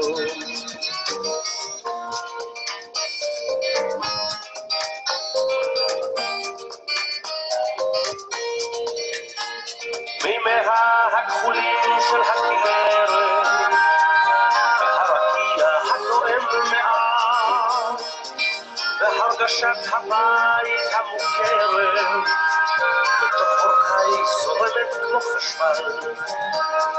הרי גליל השומרון, הפרדסים שבשרון, וילדים בגן המושבה, את הכרמל ואת הים, את הנכר ואת כולם, תמיד חוצים לי ברחבה. שלום לך ארץ נהדרת, עבדך דל נושא לך שירו, גם לעתים נודד אני על דרך, מה טוב לנדוד אך טוב יותר לך. Okay, I invited a friend along. I don't know if he'll come, but he's an interesting guy and he has a lot of interesting takes on the Torah, so hopefully he'll show up. At any rate, so where were we? So you're going to set up these big stones, okay?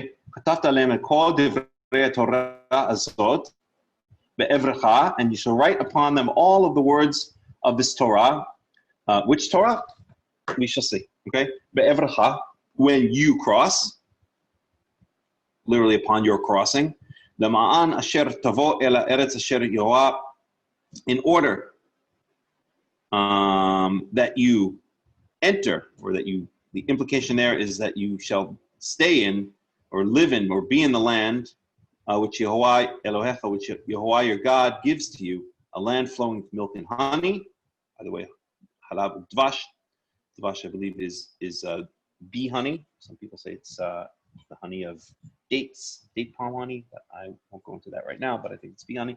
Kasher diber Yehovah Elohei avotecha lach, as Yehovah, the God of your fathers, has spoken to you. Verse 4, V'haya b'avrachem et hayarden etakimu et avanim ha'ele, and it shall be that when you cross over the Jordan River. So remember, they're in the plains of Moab right now. They are on the east side of the Jordan River, and they're going to cross over. We see that in the book of Joshua, that they cross over. That actually the Jordan River splits. It says in the book of Joshua, just like the Red Sea did. And the ark comes through. And when you cross over the Jordan River, the east to the west, you shall set up these stones, the ones that I'm commanding you today about, on Mount Eval, and you shall plaster them with plaster. And Mount Eval is the mountain of the blessing.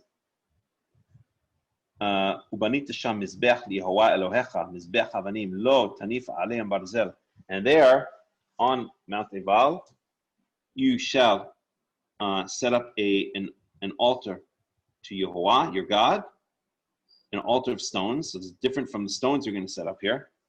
Okay, not the ones. These are not the stones that are going to be plastered in plaster. These are stones now that you'll make an altar on. Lo tanif alehem barzel, and you shall not swing upon them on iron. Meaning, there should be no tool used to cut them. The same commandment we have for the altar in the tabernacle, right? There should be no instrument of metal that goes upon them. They should be They should be from the field, just gathered and put together like you would put together a wall, a stone wall or a stone fence. אבנים שלמות תבנה את מזבח יהוה אלוהיך והעלית עליו עולות ליהוה אלוהיך. So, I'm sorry, it is the same altar as the one in the Mishkan. This is the one we're talking about for sacrificing to Yehovah. So whole stones, with whole stones shall you build. This is, we're in Deuteronomy chapter 27, verse 6. With whole stones shall you build the altar of Yehovah your God. And you shall bring up upon it olot, usually is translated as burnt offerings to Yehovah Elohecha. Olot, a burnt offering, is called it's an olah, which literally means a raised up offering, but it's usually translated as a burnt offering. And the reason it's called a burnt offering is because the entire animal is burnt on the altar. There's nothing left. The entire animal is burnt, as opposed to other offerings where certain parts are removed and eaten and others are thrown out. Here, the entire animal is burnt on the altar. Verse 7. וזבחת שלמים וחטאת שם ושמחת לפני יהוה אלוהיך. And you shall sacrifice peace offerings, and you shall eat them there. And so this is not a burnt offering, this is a peace offering where you can eat them, right? They can be eaten. ושמחת לפני יהוה אלוהיך. And you shall rejoice before Yehovah, your God. Okay, so we have an altar that's going to be made out of uncut stones. We're going to bring burnt offerings and peace offerings upon it. And without going into all the sacrificial system, there are many different types of offerings. Okay, shlamim, translated as peace offerings, is a specific type of offering, usually associated, I guess, as a good connotation, as opposed to, let's say, an olah, which often has a notation and a connotation of atoning for sin, but not always. Sometimes it's just kind of your basic offering on the chagim and stuff like that. At any rate, and you shall write upon these stones all of the words of the Torah, be'er hitev.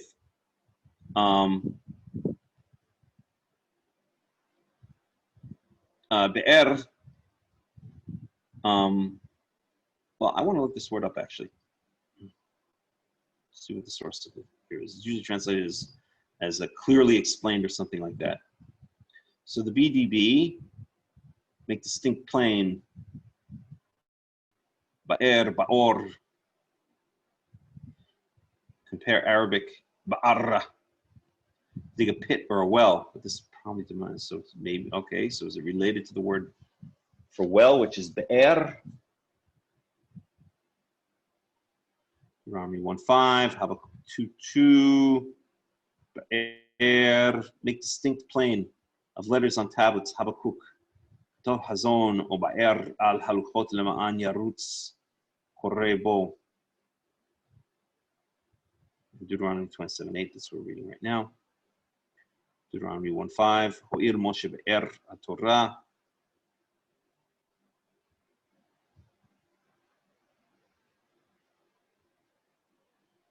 Right.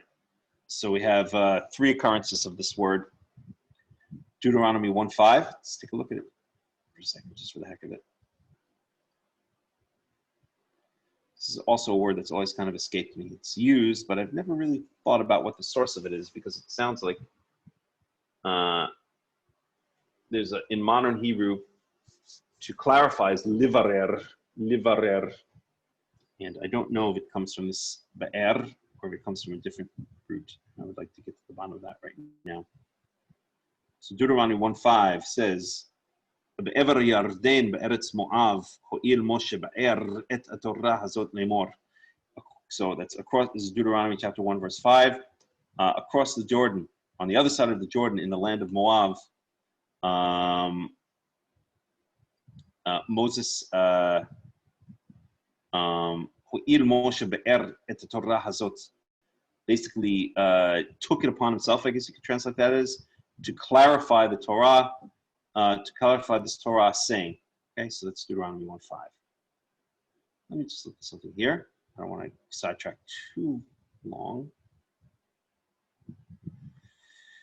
Just 1 second.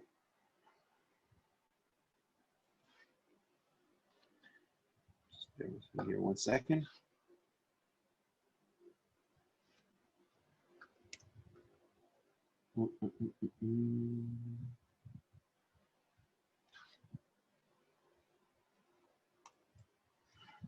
Second.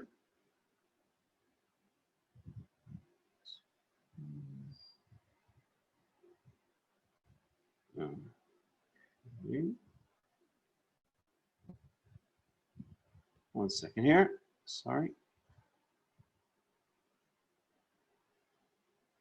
Let's see here. Okay. All right. I guess I have to save it for another time. So I'm just wondering if the word be'er is related to the modern Hebrew word livarer, which means to explain. You know, we're not in a rush here. I'll try one more thing here. Livarer. Etymology.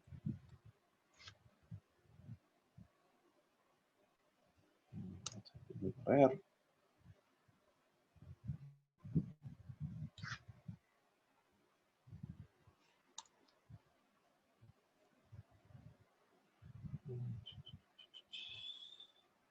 It's taking me to Wiktionary, but all I get is I don't get how do I change the language here? So it's French, Portuguese, Spanish. Let's see if we change the language.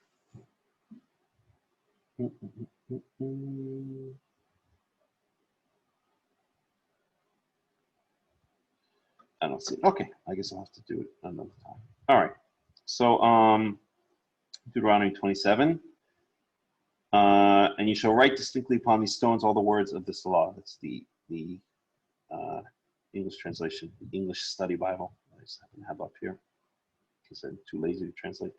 Verse 9. Yidaber Moshe ve'hakonim haleviim, and Moshe and the Kohanic Levites, I'm sorry, the Levitical Kohanim, the Levitical priests, as opposed to, we saw earlier that Moshe, it was Moshe and the elders of Israel. Here it's Moshe and the Levitical priests. Call Israel lemor, to all of Israel, saying, Asket, Shema, Israel, Hayom, Hazeh, Niyet la'am liYehovah Elohecha. Asket is shut up, be silent. In modern Hebrew, what would be sheket?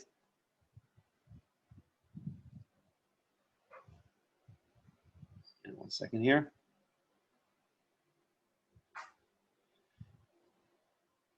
And apparently it only appears in one place in all of the Tanakh. And that's here in Deuteronomy 27:9. So it's a hapax legammaton. Hapax legammaton, which is a fancy way of saying a word that appears only once.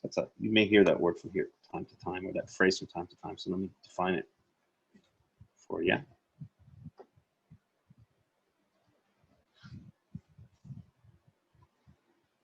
Hapax legammaton. Sorry.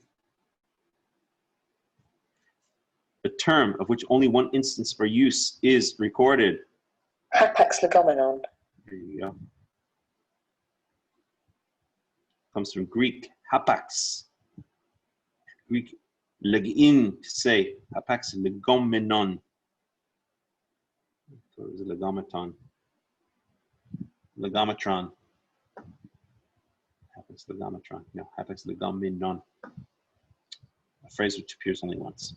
So this apparently, saket, appears only once in the entire Tanakh. Okay. So, Shema Yisrael, Hayom Hazeh, Niyet la'am, and listen, Israel. Behold, O Israel, today you have become a nation, a people to Yehovah, your God. Verse 10.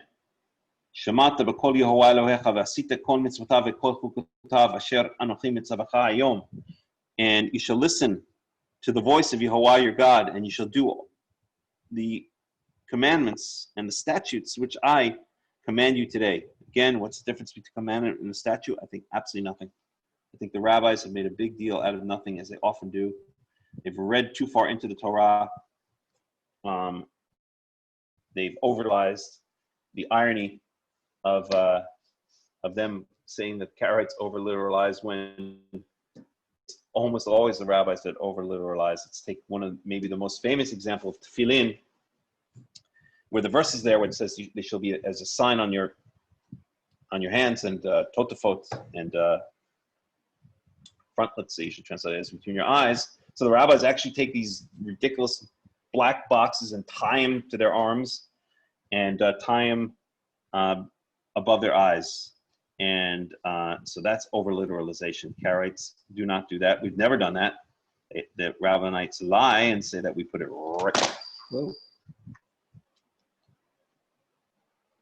Back. And they say we put it right between our eyes, but that's not true. The Karaites do not put on tefillin at all, because we do not believe those phrases to be literal. The context there is certainly that they're not literal. It's that they are meant to be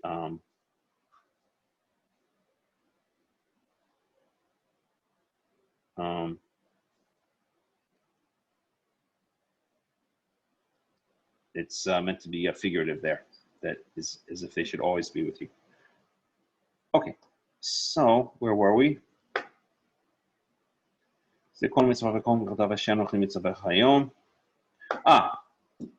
know what I wanted to do. Wait, what did I want to do? I wanted to do something. I'm just going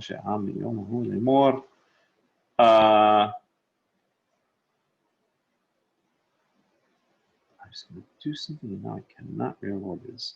Okay.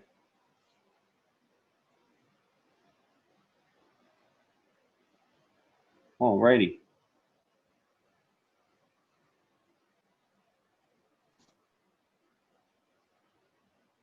Okay, we have Antoinette.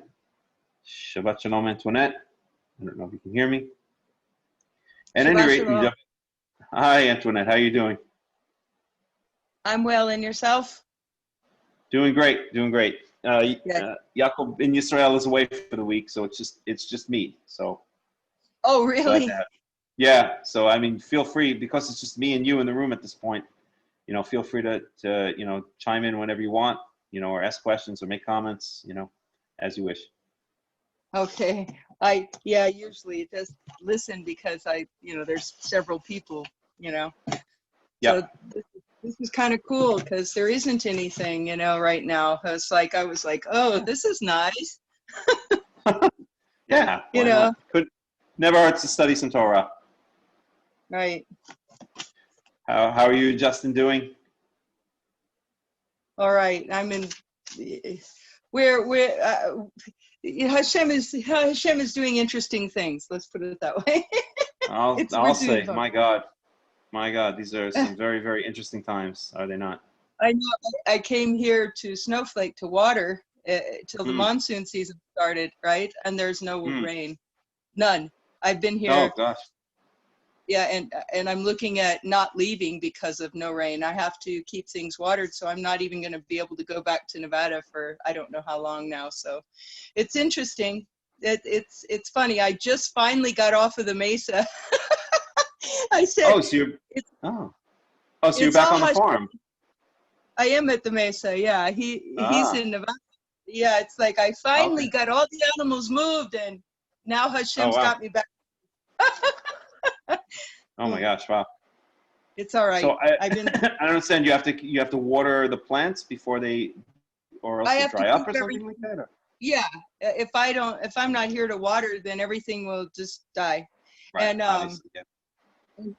yeah. So, and I also have a feral cat that lives up here that I take care of. Okay.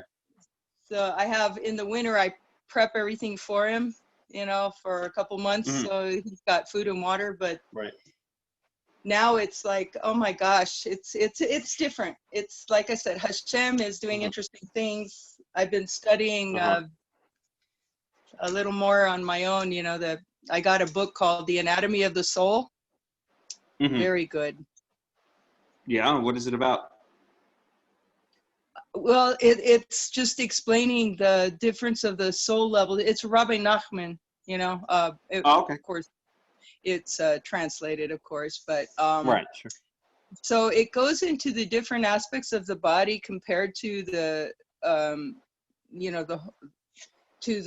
Kabbalah, the different portions, what relates to what, and how our physical body responds, and our mental, I've just been reading about the brain and the mental aspects, and how, it's incredible. I can't even describe it. It's so intensely deep sometimes. I read something last night that was just incredible. So, I'm just trying to work on my character, and aren't we all? Yeah. Anyway, okay, so yeah. So where are you? Yeah, we're in Deuteronomy chapter 27, verse 11. You're in 27 already. Okay. So yeah, you started on your own? Bruce Brill was here for a while, and then he had to go. Oh. And yeah, it's like everybody stays in for about 3 hours normally, and that's it, right? They come and go as they wish. The talks have usually been, the studies have usually been about 3 hours long. That's the way it's been.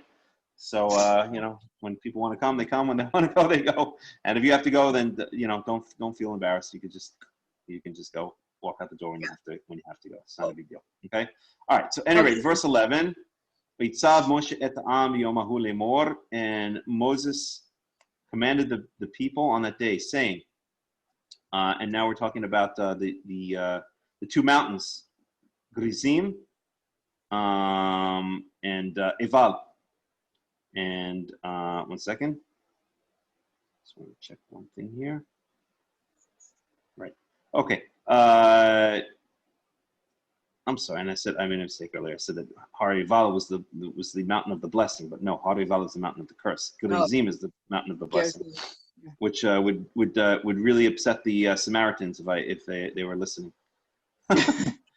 Because do you know why? No, why? Because that's their. Yeah, the Samaritans are they believe that Mount Gerizim is basically it's basically their Jerusalem. They have an altar set up on the top of Mount Gerizim, which is near Shechem. It's in the I guess you would say the kind of the central eastern portion of Israel, and they have a small community there, maybe about, I don't even know how many, couple hundred. Are they? They're the ones that are doing the sacrifices during. That's right. Right, upholding sacrifice. Yeah, I've heard of. I know who they are. I mean, as far as I know about them, but right, they're the ones that still do the sacrifices. Okay. They do the Passover sacrifice. I don't think they do any other sacrifice besides the Passover sacrifice, but I could be wrong. I don't know why they wouldn't do other sacrifices if they believe that they've, that they have clean priests. Yeah, if they're doing if they're doing that one and they're okay to do that, why not fulfill them all? They might, but the only one that ever gets any publicity is the Passover sacrifice, and I think that's the only one they do. And I'm not sure why they don't do the other ones. I'll have to ask. I have Samaritan friends on Facebook. I will actually have to ask them. At any rate, so this is verse 12. And these are the ones, meaning the tribes, who will stand to bless the people on Har Gerizim, on Mount Gerizim, when you cross over the Jordan. And here are the names of the tribes: Shimon, Simeon, Levi, Yehuda, that's Judah, Issachar, Yosef, that's Joseph, and Binyamin. So we have 6 tribes. And okay, I'll get back to that in one second. Let's look at the other ones in verse 13. And these are the ones who will stand for the curse on Mount Eval. Reuven, Gad, Asher, Zvulun, Dan, Naphtali. Yep. And that's Reuven, Gad, Asher, Yeah. Zvulun, Dan, and Naphtali. So so let's look at why were some tribes chosen for the curse and some tribes chosen for the blessing? You know, it's kind of interesting when you think about it. Why were they divided? Yeah, right. Well, I guess if God wants to do if God wants to do a blessing and a curse kind of thing, I guess you got to divide them somehow. But I find it very interesting the ones that were chosen to do the blessing and the ones that were chosen to do the curse. And one thing you notice is that the two sons of Rachel, Joseph and Benjamin, are doing the blessing, not the curse. Mm. And Judah also is doing the curse. Levi, Shimon and Levi, those were the sons of Rachel. So there were 6 sons of Rachel had 6 sons. I'm sorry, of Leah. I meant Leah had 6 sons. Rachel had 2 sons, and then each of the 2 concubines had 2 sons. Right. Mm-hmm. So we've got here. Yehuda, who's also Shimon, Yehuda, Levi, Yehuda. Those are basically the sons of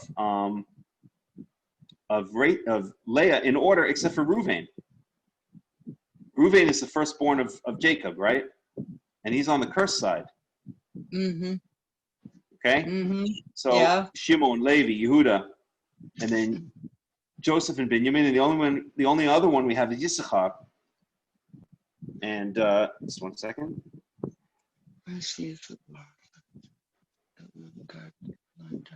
And Issachar is also a son of Leah.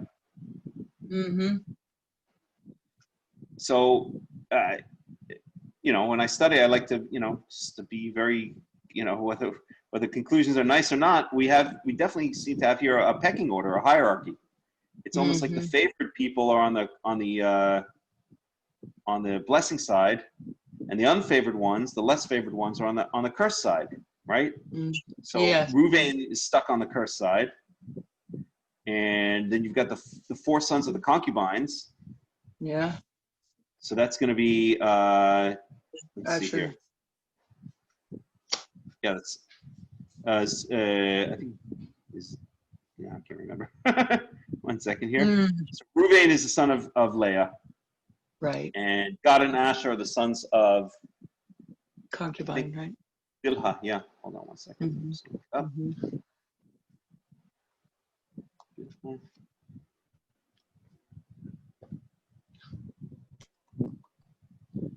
Let's see here.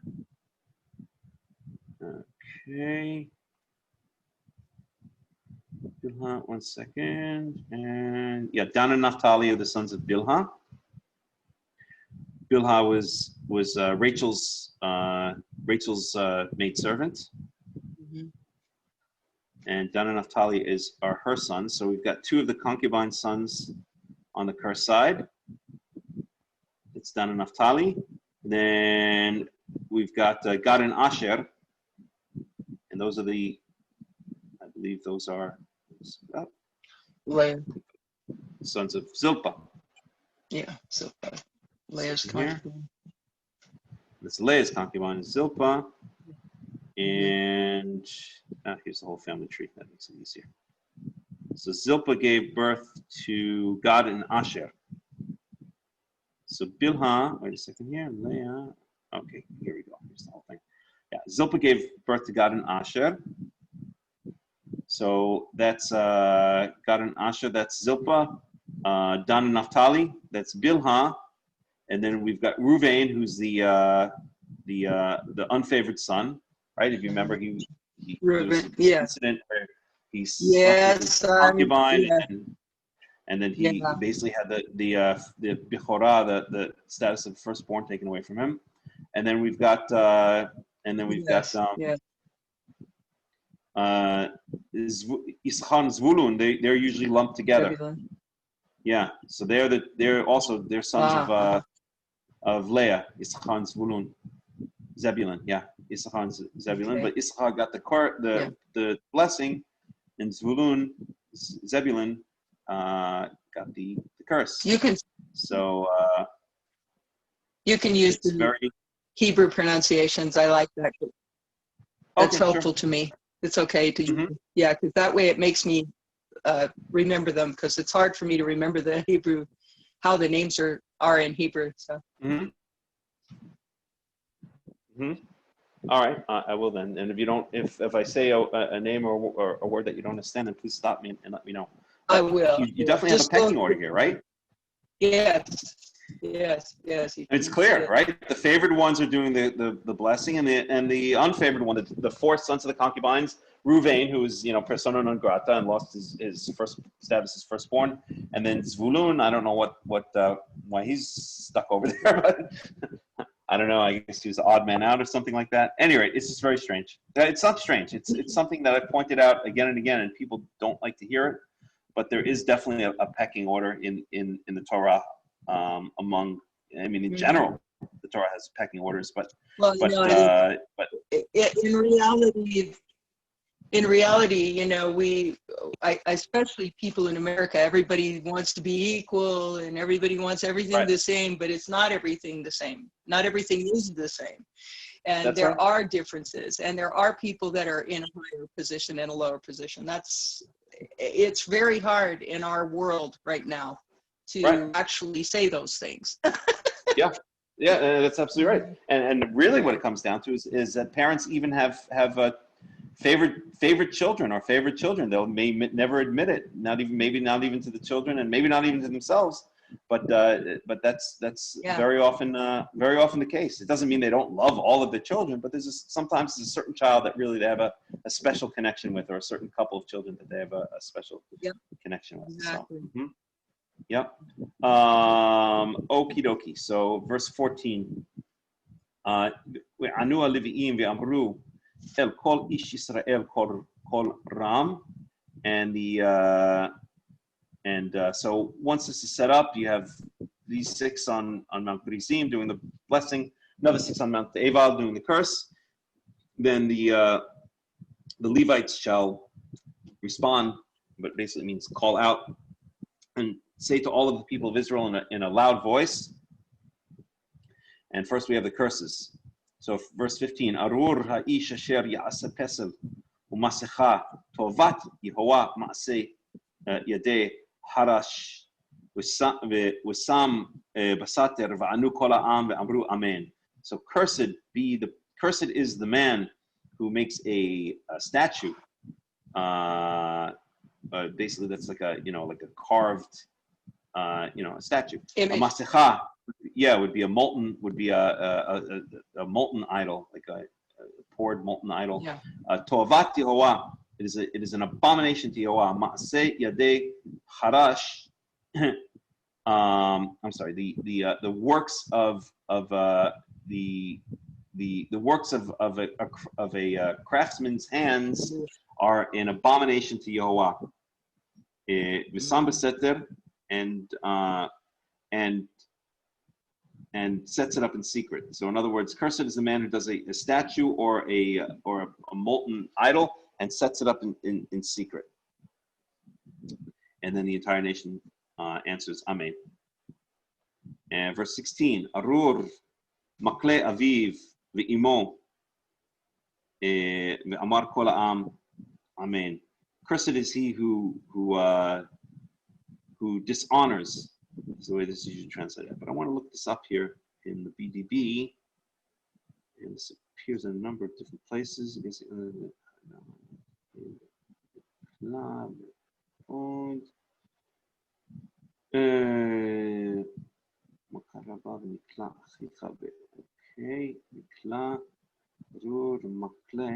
I think it comes from Kal. Okay, 1 second. Just give me 1 second. 1 second.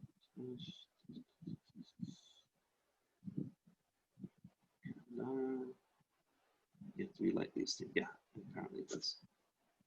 So yeah, so who is so the underlying root, I believe here, is kal. Kal means light. So arur makle means he who takes lightly his father or his mother. And here they usually translate that as dishonor. But really the underlying root is takes lightly or does not value. Yeah, does not value or does not relate with enough in enough gravity or enough honor to his father and mother. And in fact, I just realized something now, of course, because the word for honor is kavod, and kavod is related to the underlying root. There would be chaf vet daled, which means heavy, like kaved means heavy. And kavod means honor. So heaviness would be honor. And here it's just the opposite. Kal, kuf lamed means light. So you have kaved, which is heavy, kal, which is light. So to honor would be michabed. I honor my father would be ani michabed et avi. I honor my father with using literally. I take my father with great heaviness, with great weight. And here, arur makle aviv, he who takes his father lightly, his father and his mother lightly. Amar kola amamein. I never made that connection before, but that's precisely what's going on here. So it's so the way that it was expressed in the Tanakh to honor or dishonor was take heavily, take seriously or take lightly. Take heavily or take lightly. Kavod, honor from kaved, which means heavy. Makle means to dishonor. And that comes from the underlying root kal, which means to take lightly. So, wow, you learn something new each time. Each time you study the Torah. That's for sure. I know. Isn't that wonderful? So, okay, so he who takes lightly does not treat his parents with the proper, seriousness, with the proper honor, with the proper heaviness, is cursed. And all the people said, Amen. Arur, and now we're in verse 17.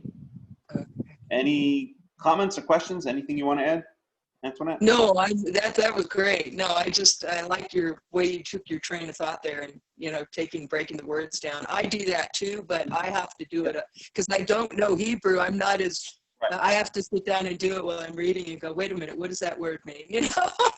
Right, for sure. Look it up. But I enjoy that kind of thing. It's great. This is awesome. Thank you.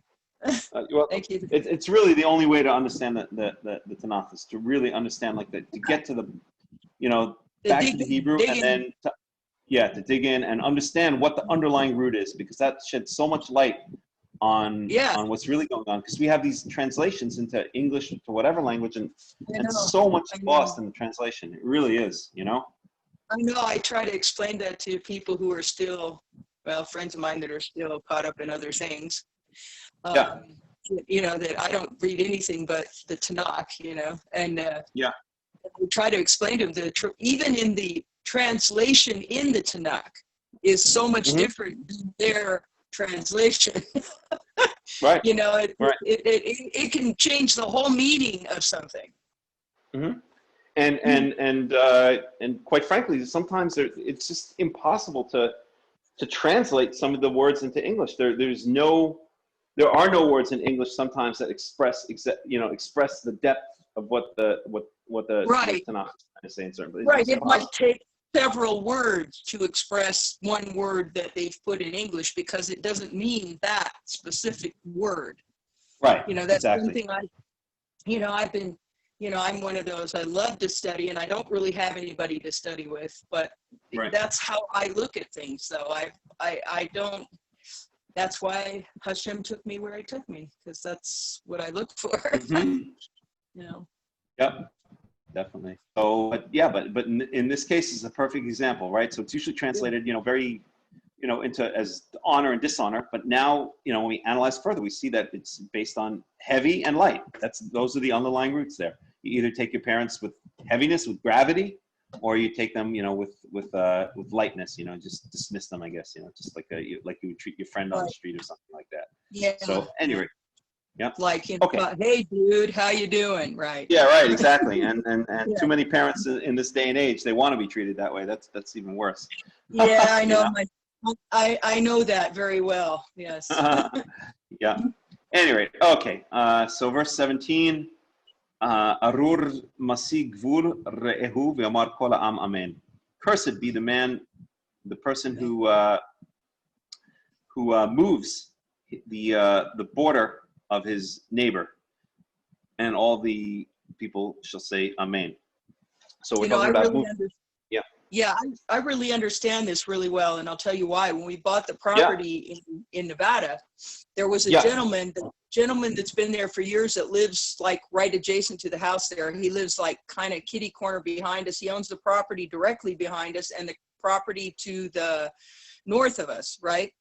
And the fence was all broke down, so we wanted to fix the fence. Well, he came out, and he's really into these things because he does stuff. And he goes, you got to be really careful. You got to make sure your fence is at least about 6 inches away from the border of the property line, because if you don't, then that fence now becomes property of both places, which can become a contention if you go to sell the property. I mean, all this stuff. And it was very interesting, because he was really specific about that. So he wanted us to make sure, and he went out and actually marked that for us so that we would make sure our fence that we were putting up there was not on his side. Near his property line. And then he put his fence. So there's like a little walkway between our fence and his fence all the way around, because of this kind of thing. Because he said, when you go to legally divide that property, you can get into a lot of trouble if those property lines are off. So you're taking more property than is due you, is what this is, right? It's taking that a little bit more, from someone else. It's like stealing, in a sense, stealing a boundary of property. Yeah.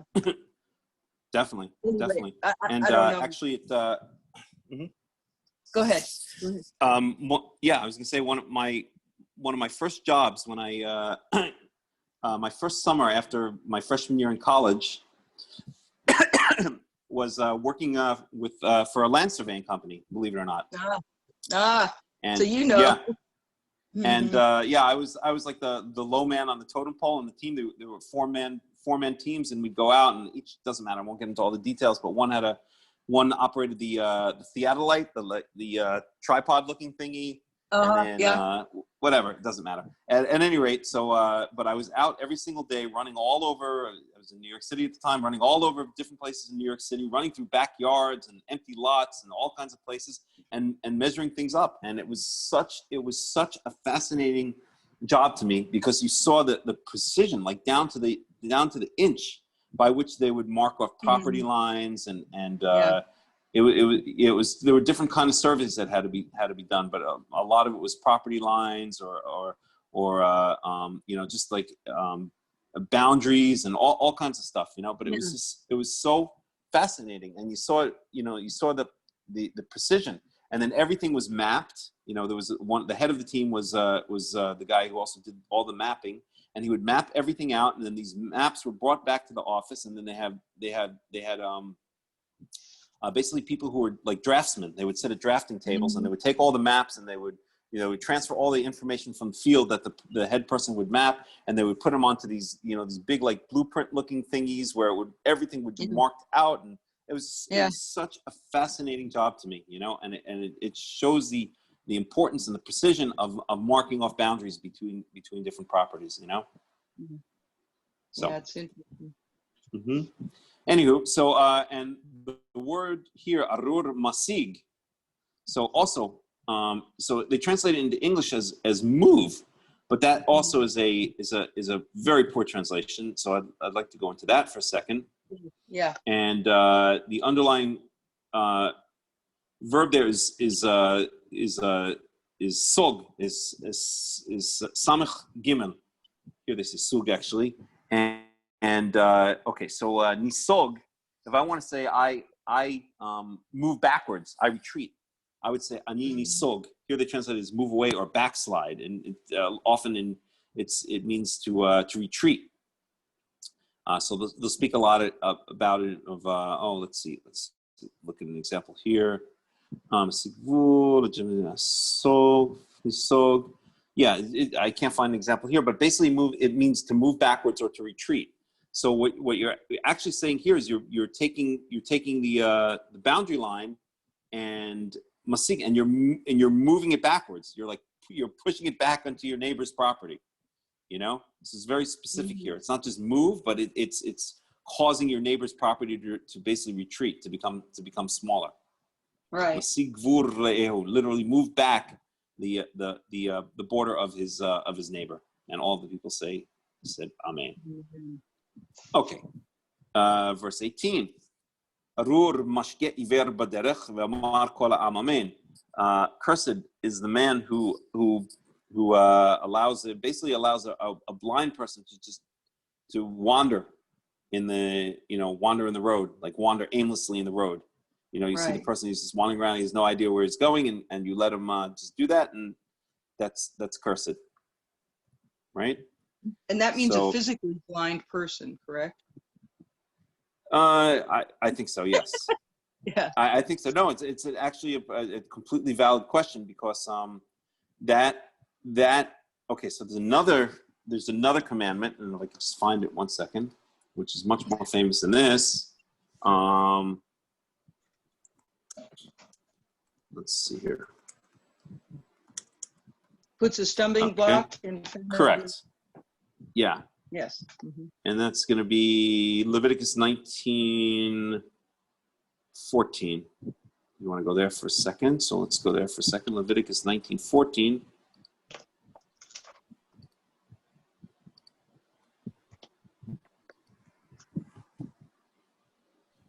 Leviticus 19:14 says, okay, so Lo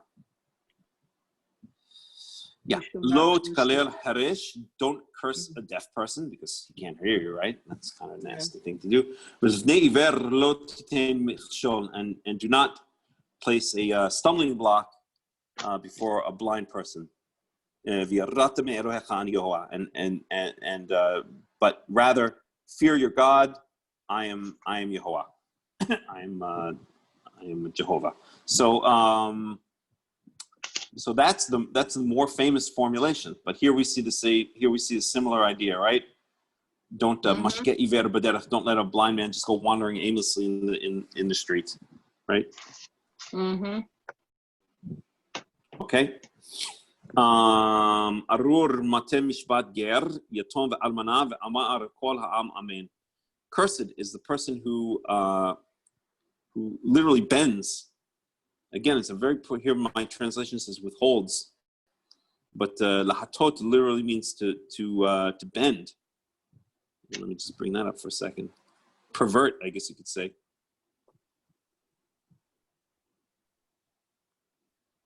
Here they translate as stretch out, spread out, extend, incline, bend.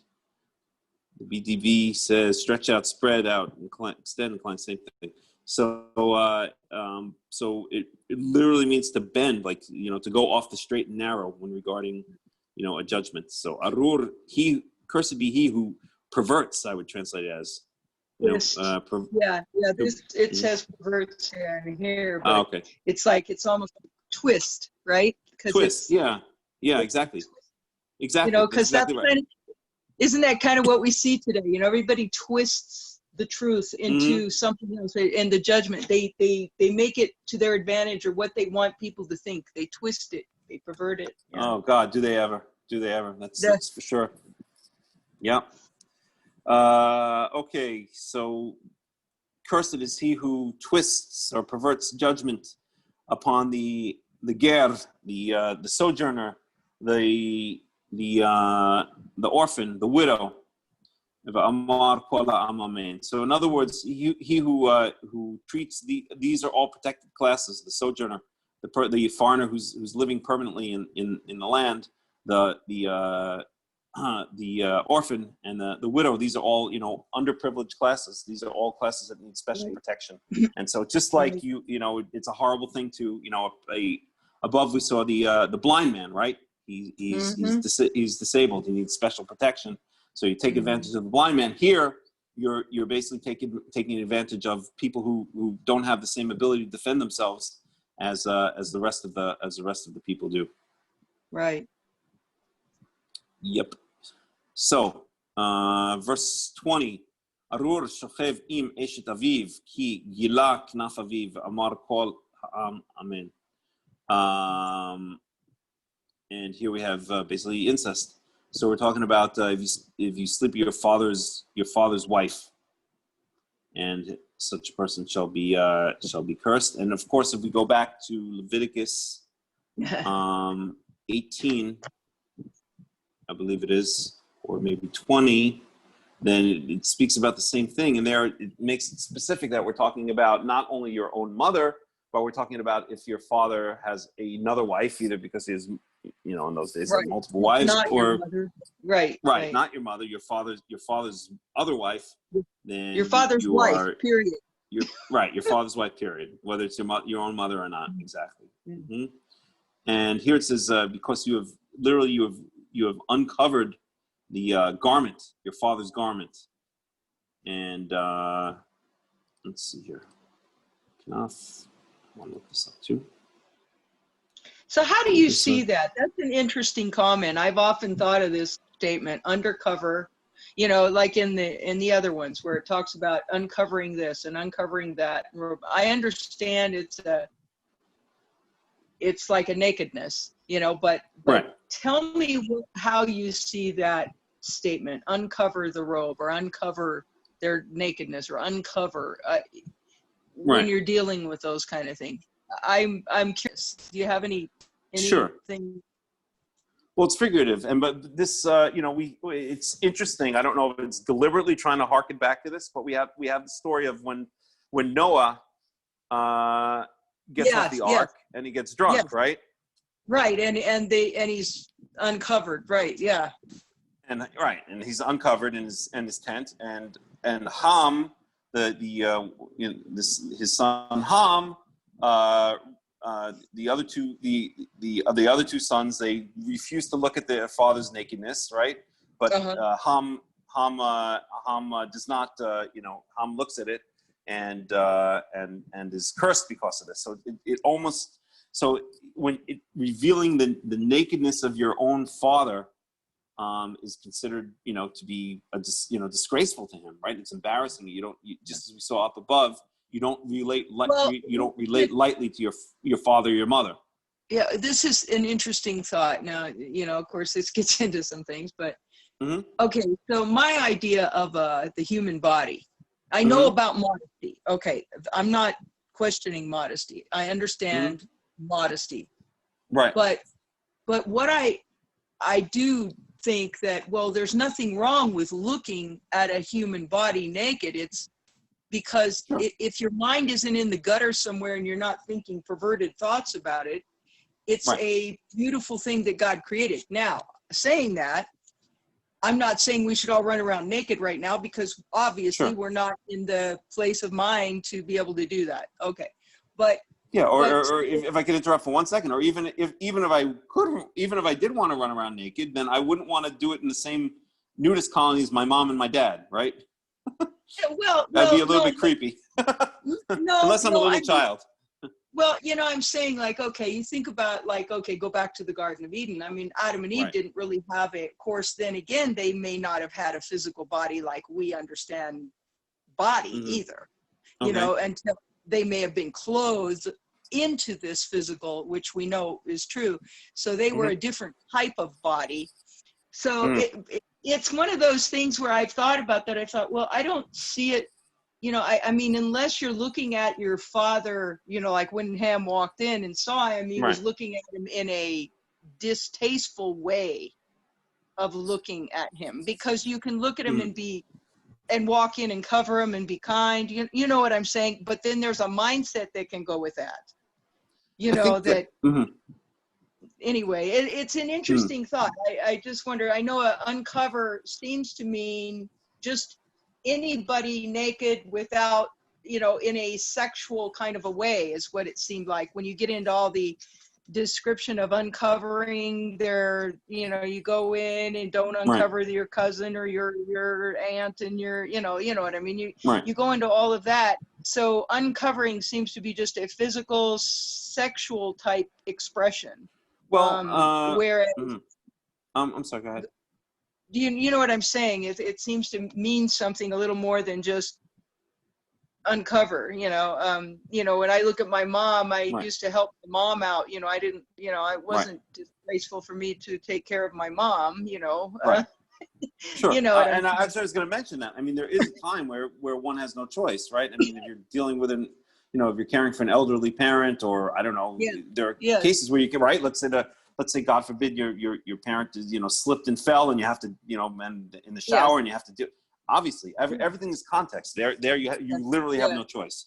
But I think the point was that again, to take the story of Noah with Ham, that Ham could have avoided seeing his father naked in this embarrassing state of being drunk and naked in his tent. I mean, it's embarrassing to have to look at your parent drunk and naked and you know and deal with that, and so he didn't deal with it in a.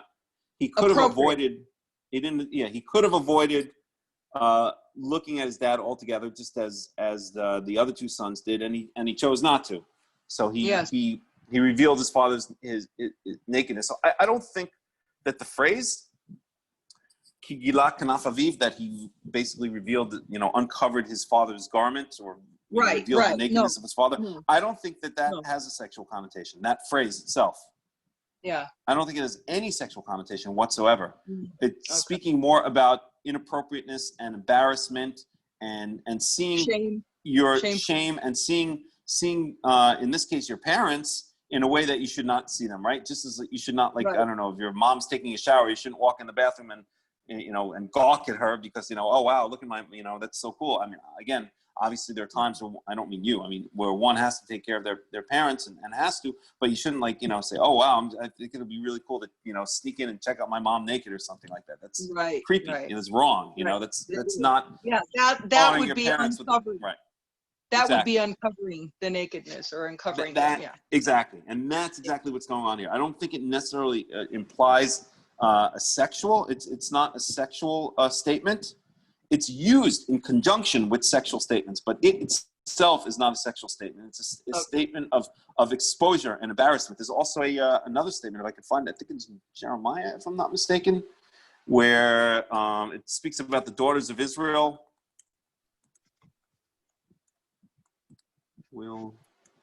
Yeah, it's more like being disrespectful of their of their vulnerability or at that moment, or the, you know, just the. Yeah, I get it. Yeah, I can't find it now, but it speaks about. Let me see if I can find it here. Limitations: you too strip naked in your drunkenness, or just a daughter of his donor. I can't find it right now. Strip yourself naked. It's all right. It's all right. It was just something. At any rate, but there's a place. I think it's in Jeremiah, maybe Isaiah, where it speaks about. It says, daughters of Israel, who love to put, you know, makeup and perfume on yourselves and you know, and walk around with it, you know, with the finest clothing. I will strip you naked, and your I think it says your uncovered. Your bare bottoms will be exposed as you walk in your shame, something like that. Yeah, so shame, it's made basically shaming. I mean, shame you for what you've done. Yeah, cut off all your hair. And, right. Yeah, like what the Nazis did with the Jews. You know, stripped them naked and put them in the gas chambers and put them in the concentration. Same idea, right? It was all about embarrassing them and shaming them and kind of, you know. So I think that's the implication here. Is to shame, you know, it's shame and exposure, not about sexuality. But what the Torah is saying here is that by having sex with your father's wife, that's what you're essentially doing. You're basically ripping the clothes off your father. It's as if you're stripping naked your father and staring at his naked body when you shouldn't. That's the analogy here. Right. right? Because the offense here is not against the to be quite, direct here about what it's saying. The Torah doesn't complain about the offense as an offense against the wife. The offense is against your father. By sleeping with your father's wife, you have demeaned, you've debased, you've stripped naked your father. It's the offense is against your father, not against your father's wife. I'm not saying it's right what you did to your father's wife, but what the Torah is pointing out here is an offense against your own father by doing that. Yeah, you shamed him. Right? You shamed your father. Taking his right to be the sole, relation with his wife. You took it away from him. Right. Exactly. So, okay. Verse 21. Arur shochev im kol behema ve'amar kol ha'am amen. Cursed is he who lies down with oops. Oh, there goes Antoinette. I don't know what happened. Maybe we'll see if we can get her back. Wait a minute. Okay, I'll put us some music.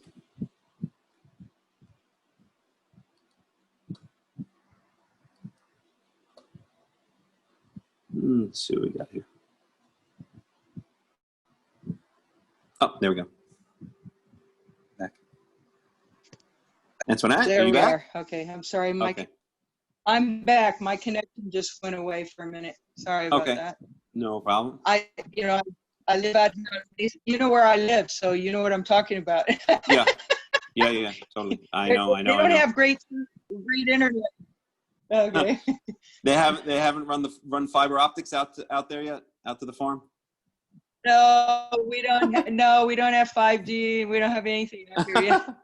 Probably not going to happen anytime soon either. From what Justin says, it ain't going to happen. I guess it's good in some ways, but in others. I thought Justin, with all his, since he used to work for the telecom, for one of the mobile companies, that he would be able to have some connections that he can get you guys some good 5G out. It doesn't have anything to do with that. It has to do with the towers, and the towers out here. There's not enough influx for them to want to put the money, invest the money into upgrading the towers. Of course. Yeah, I was just joking. Yeah. Which is fine. I mean, it keeps us from having all kinds of chaotic people out here destroying things. We haven't had any buildings burnt down, or the police are still active. So. Oh, really? Oh, yeah. Oh, wow. I mean, seriously, how has there been anything like that in Eastern Arizona, in that part of the country at all, or completely? They have had it down in downtown Phoenix a little bit, not a lot. Right. Reno had some when it first started, when the first incidents, like in June, but it's not now. There's not, we're not having the mass chaos that California, and Oregon, and Washington have. Those are so liberal states. Those states are so liberal that their brains leaked out. I mean, they're so open-minded that there isn't any reality in their mind.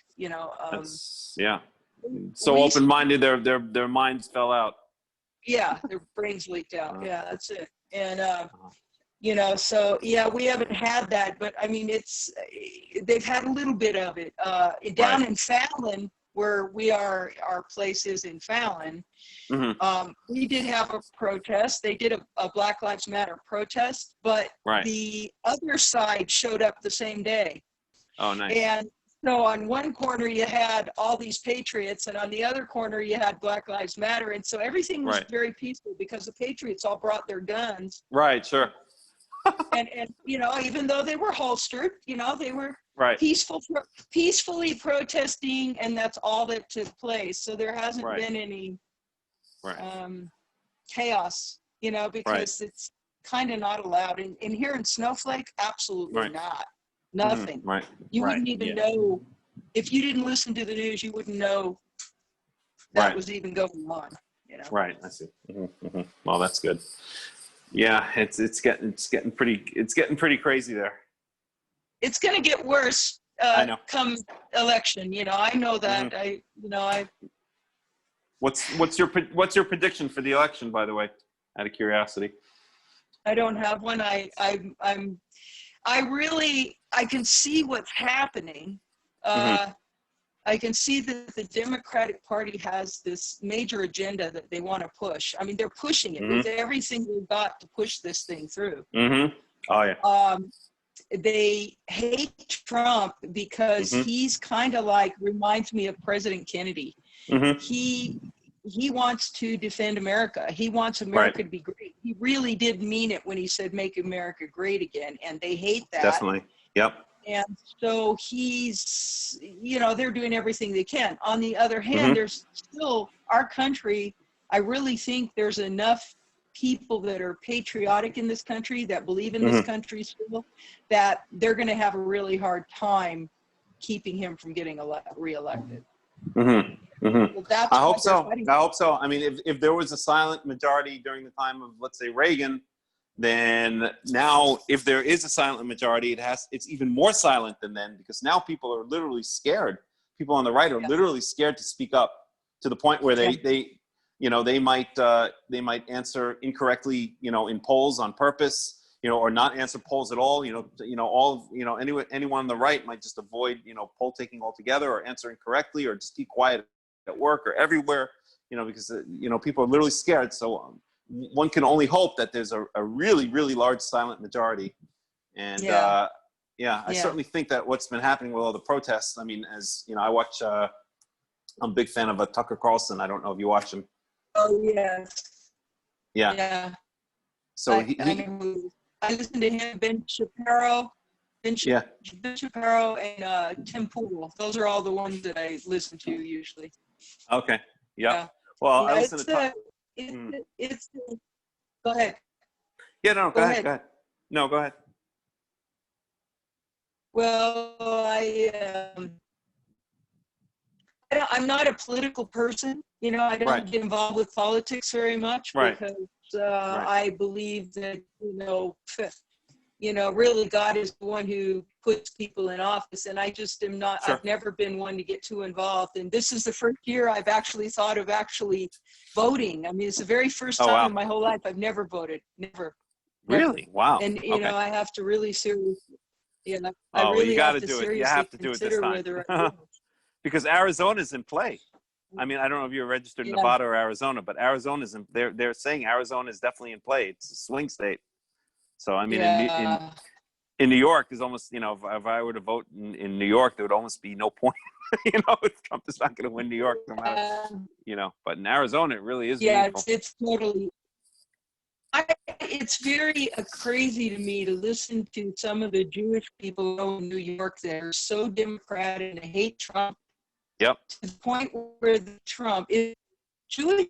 I mean, people that claim to.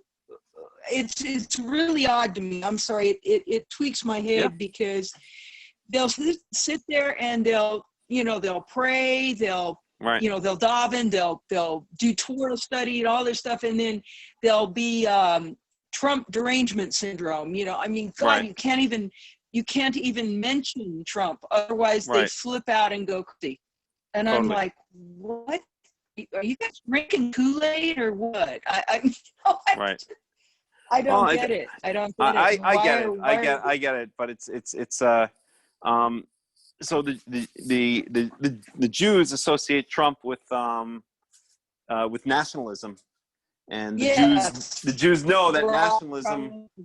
The Jews know that nationalism ultimately leads to either their expulsion or outright death. And so anything that even smells of that, they're going to avoid. But it's not avoidable forever, because Jews are not meant to be anywhere but Israel. So in the end, they're going to get thrown out of every other country anyway. So they're just delaying the inevitable. Yeah, but the thing, okay, so you look at Trump, his son-in-law is Jewish. Right. His daughter is, married to a Jewish man who they respect. I mean, it's like, I mean, I could see it. I could see it if it was some other situation, but not now. Not now. Not this situation. You know. Well, anyway, it's just like I said, I don't get into politics Trump at all, and it just I watch and I pray and I pay attention, because wisdom comes with. You can't know what is true if you're not listening to all of the things and allowing that to be, you know, if you're only listening to one thing. I mean, I've listened to a lot of the different stuff, and I mean, you can, if somebody can't see what's going on with these Democrats and what they're doing right now with these cities, and stuff, then there's something wrong with their ability to determine truth from error and reason and illogical. You know, it just doesn't make any sense to me. Right. So I hear you. That's where I'm at. And I really did consider, and I tried to talk to Justin about, you know, conversion and, you know, about, you know, moving to Israel and stuff. He doesn't, you know, he's happy where he's at, you know. So that's where he's at and where I'm at. And now I'm just trusting Hashem with the rest. He'll get me where I need to be eventually. So, and if I die, I die in the process, and that's okay too. Because guess what? In the end, I'll be where I'm supposed to be anyway. Right. You know? I hear you. I hear you. Wow. Anyway, okay. So should we get back to Deuteronomy? Yeah. Yes. All right. So 21. We read the thing about the animals. Right. So does that mean I can't sleep my my kitty or my doggy in the bed at night? I mean, what do you think? No, that's not what that means. Yeah. Some people would say that's there, but you know. Yeah, well, you know, some people own sheep and goats. You know, I mean. No, you know that. Mm-hmm. Go ahead. The point I wanted to make. Change your face. What? Hello? The picture changed, and I thought you were gone, but you're not. You're there. No. I'm still here. Yep. The point I wanted to make is that the word shochev here, which is usually translated as "do not lie with your animal" in this case, is very specifically means do not have sexual intercourse with. The word shochev always means having sexual intercourse with. So. Right. I knew that. Yeah. So okay. And it's coming up. And it's coming up again in our next verse. And it's going up again here in our next verse, and our next verse, and Yep. Verse 22. Arur shochev im achuto bat aviv. Or bat imo ve'amar kol ha'am amen. So do not sleep with your sister, whether it's from your father or whether it's from your mother. And we have an incident of this in the Tanakh. Yeah. Right. With Amnon and Tamar. Mm-hmm. Where Amnon sleeps with the sister of Avshalom. Mm-hmm. And ultimately is killed by Avshalom. So, pretty crazy story, if you remember that one. No, okay, verse 23. Yep. Arur shochev im hatanto amar kol ha'am amen. Christy sleeps with his mother-in-law. Now, why would anyone want to do that? Well, I know somebody who did. I'm joking. I'm making a mother-in-law joke. I know. I read these things, go through these, and I just go, "Oh, you've got to be kidding me!" But you know, I know my first husband, actually his father's wife. So these things are not far from me. I've seen this literally. My first husband did this. So there's these crazy. You know, I mean, I read. You know, reading the Torah for me is like a history of my life sometimes. Oh gosh, I hear you. I know. Don't my. laugh. It's funny, but it's not funny. Right. Well, you just have to laugh about it because what else can you do? Yeah, Anyway, I know. It doesn't matter. Yeah, he was doing that when we were still married. He was sleeping with her while we were still married, and his dad was still married to her. So, yes, I understand this stuff very well. Yeah. There's a lot of weird stuff in here. Yeah. It's like, how, you know, yeah, and I was reading, you know, in this book, The Anatomy of the Soul, and about the reality of wickedness and how it gets entrenched in someone, you know, the progression of it and stuff. And it's like, wow, yeah, you could see that. Right, totally. And it's amazing that you see in a society, as I always say this for years, but in a society that turns towards evil, you know, it happens gradually usually, but everything, it's not just one thing that's mentioned in the Torah as being, you know, wrong is done. It's eventually every single one of those things are done. You know, when people, it's almost like when people go evil, they go evil in the same way again and again. And it's almost like God knows what it means to be evil. And it's, if you're going to be, you know, if a person's evil, they're not just going to be, they're going to be sleeping with their mother-in-law, and they're going to be moving their neighbor's boundary, and they're going to be worshiping idols, and they're going to, it all comes together. Yes, and we see it right now happening. You know, it's here, especially, you know, here and in certain other areas of the world too. But it's becoming where like it was in the days of Noah, when it, you know, the thought man was evil all the time. I mean, I can't imagine what these people are thinking. You know, obviously they've been given over. That's what a horrible thing to be given over to evil. Wow. You know, it blows my mind. Yep. Especially in my age and everything and what I've seen in the world, you know? Yep. I hear you. Anyway, we'll do a couple more verses because I'm having a lot of trouble hearing you. I don't know if it's the problem is the internet on your side or if it's on my side, because sometimes the internet here is bad as well. It's probably me. Yeah. Why don't we want to finish to the end of the chapter or just do two more? That's fine. Yeah, let's finish to the end. That sounds perfect. A first thing. Right. Okay. We'll finish to the end of the chapter. Sounds perfect. Okay, you could go ahead. All right. So then we have, where were we? Verse 24. Arur makeh re'ehu besater. Cursed is he who strikes down his brother in secret. V'amar kol ha'am amen. So. Yep.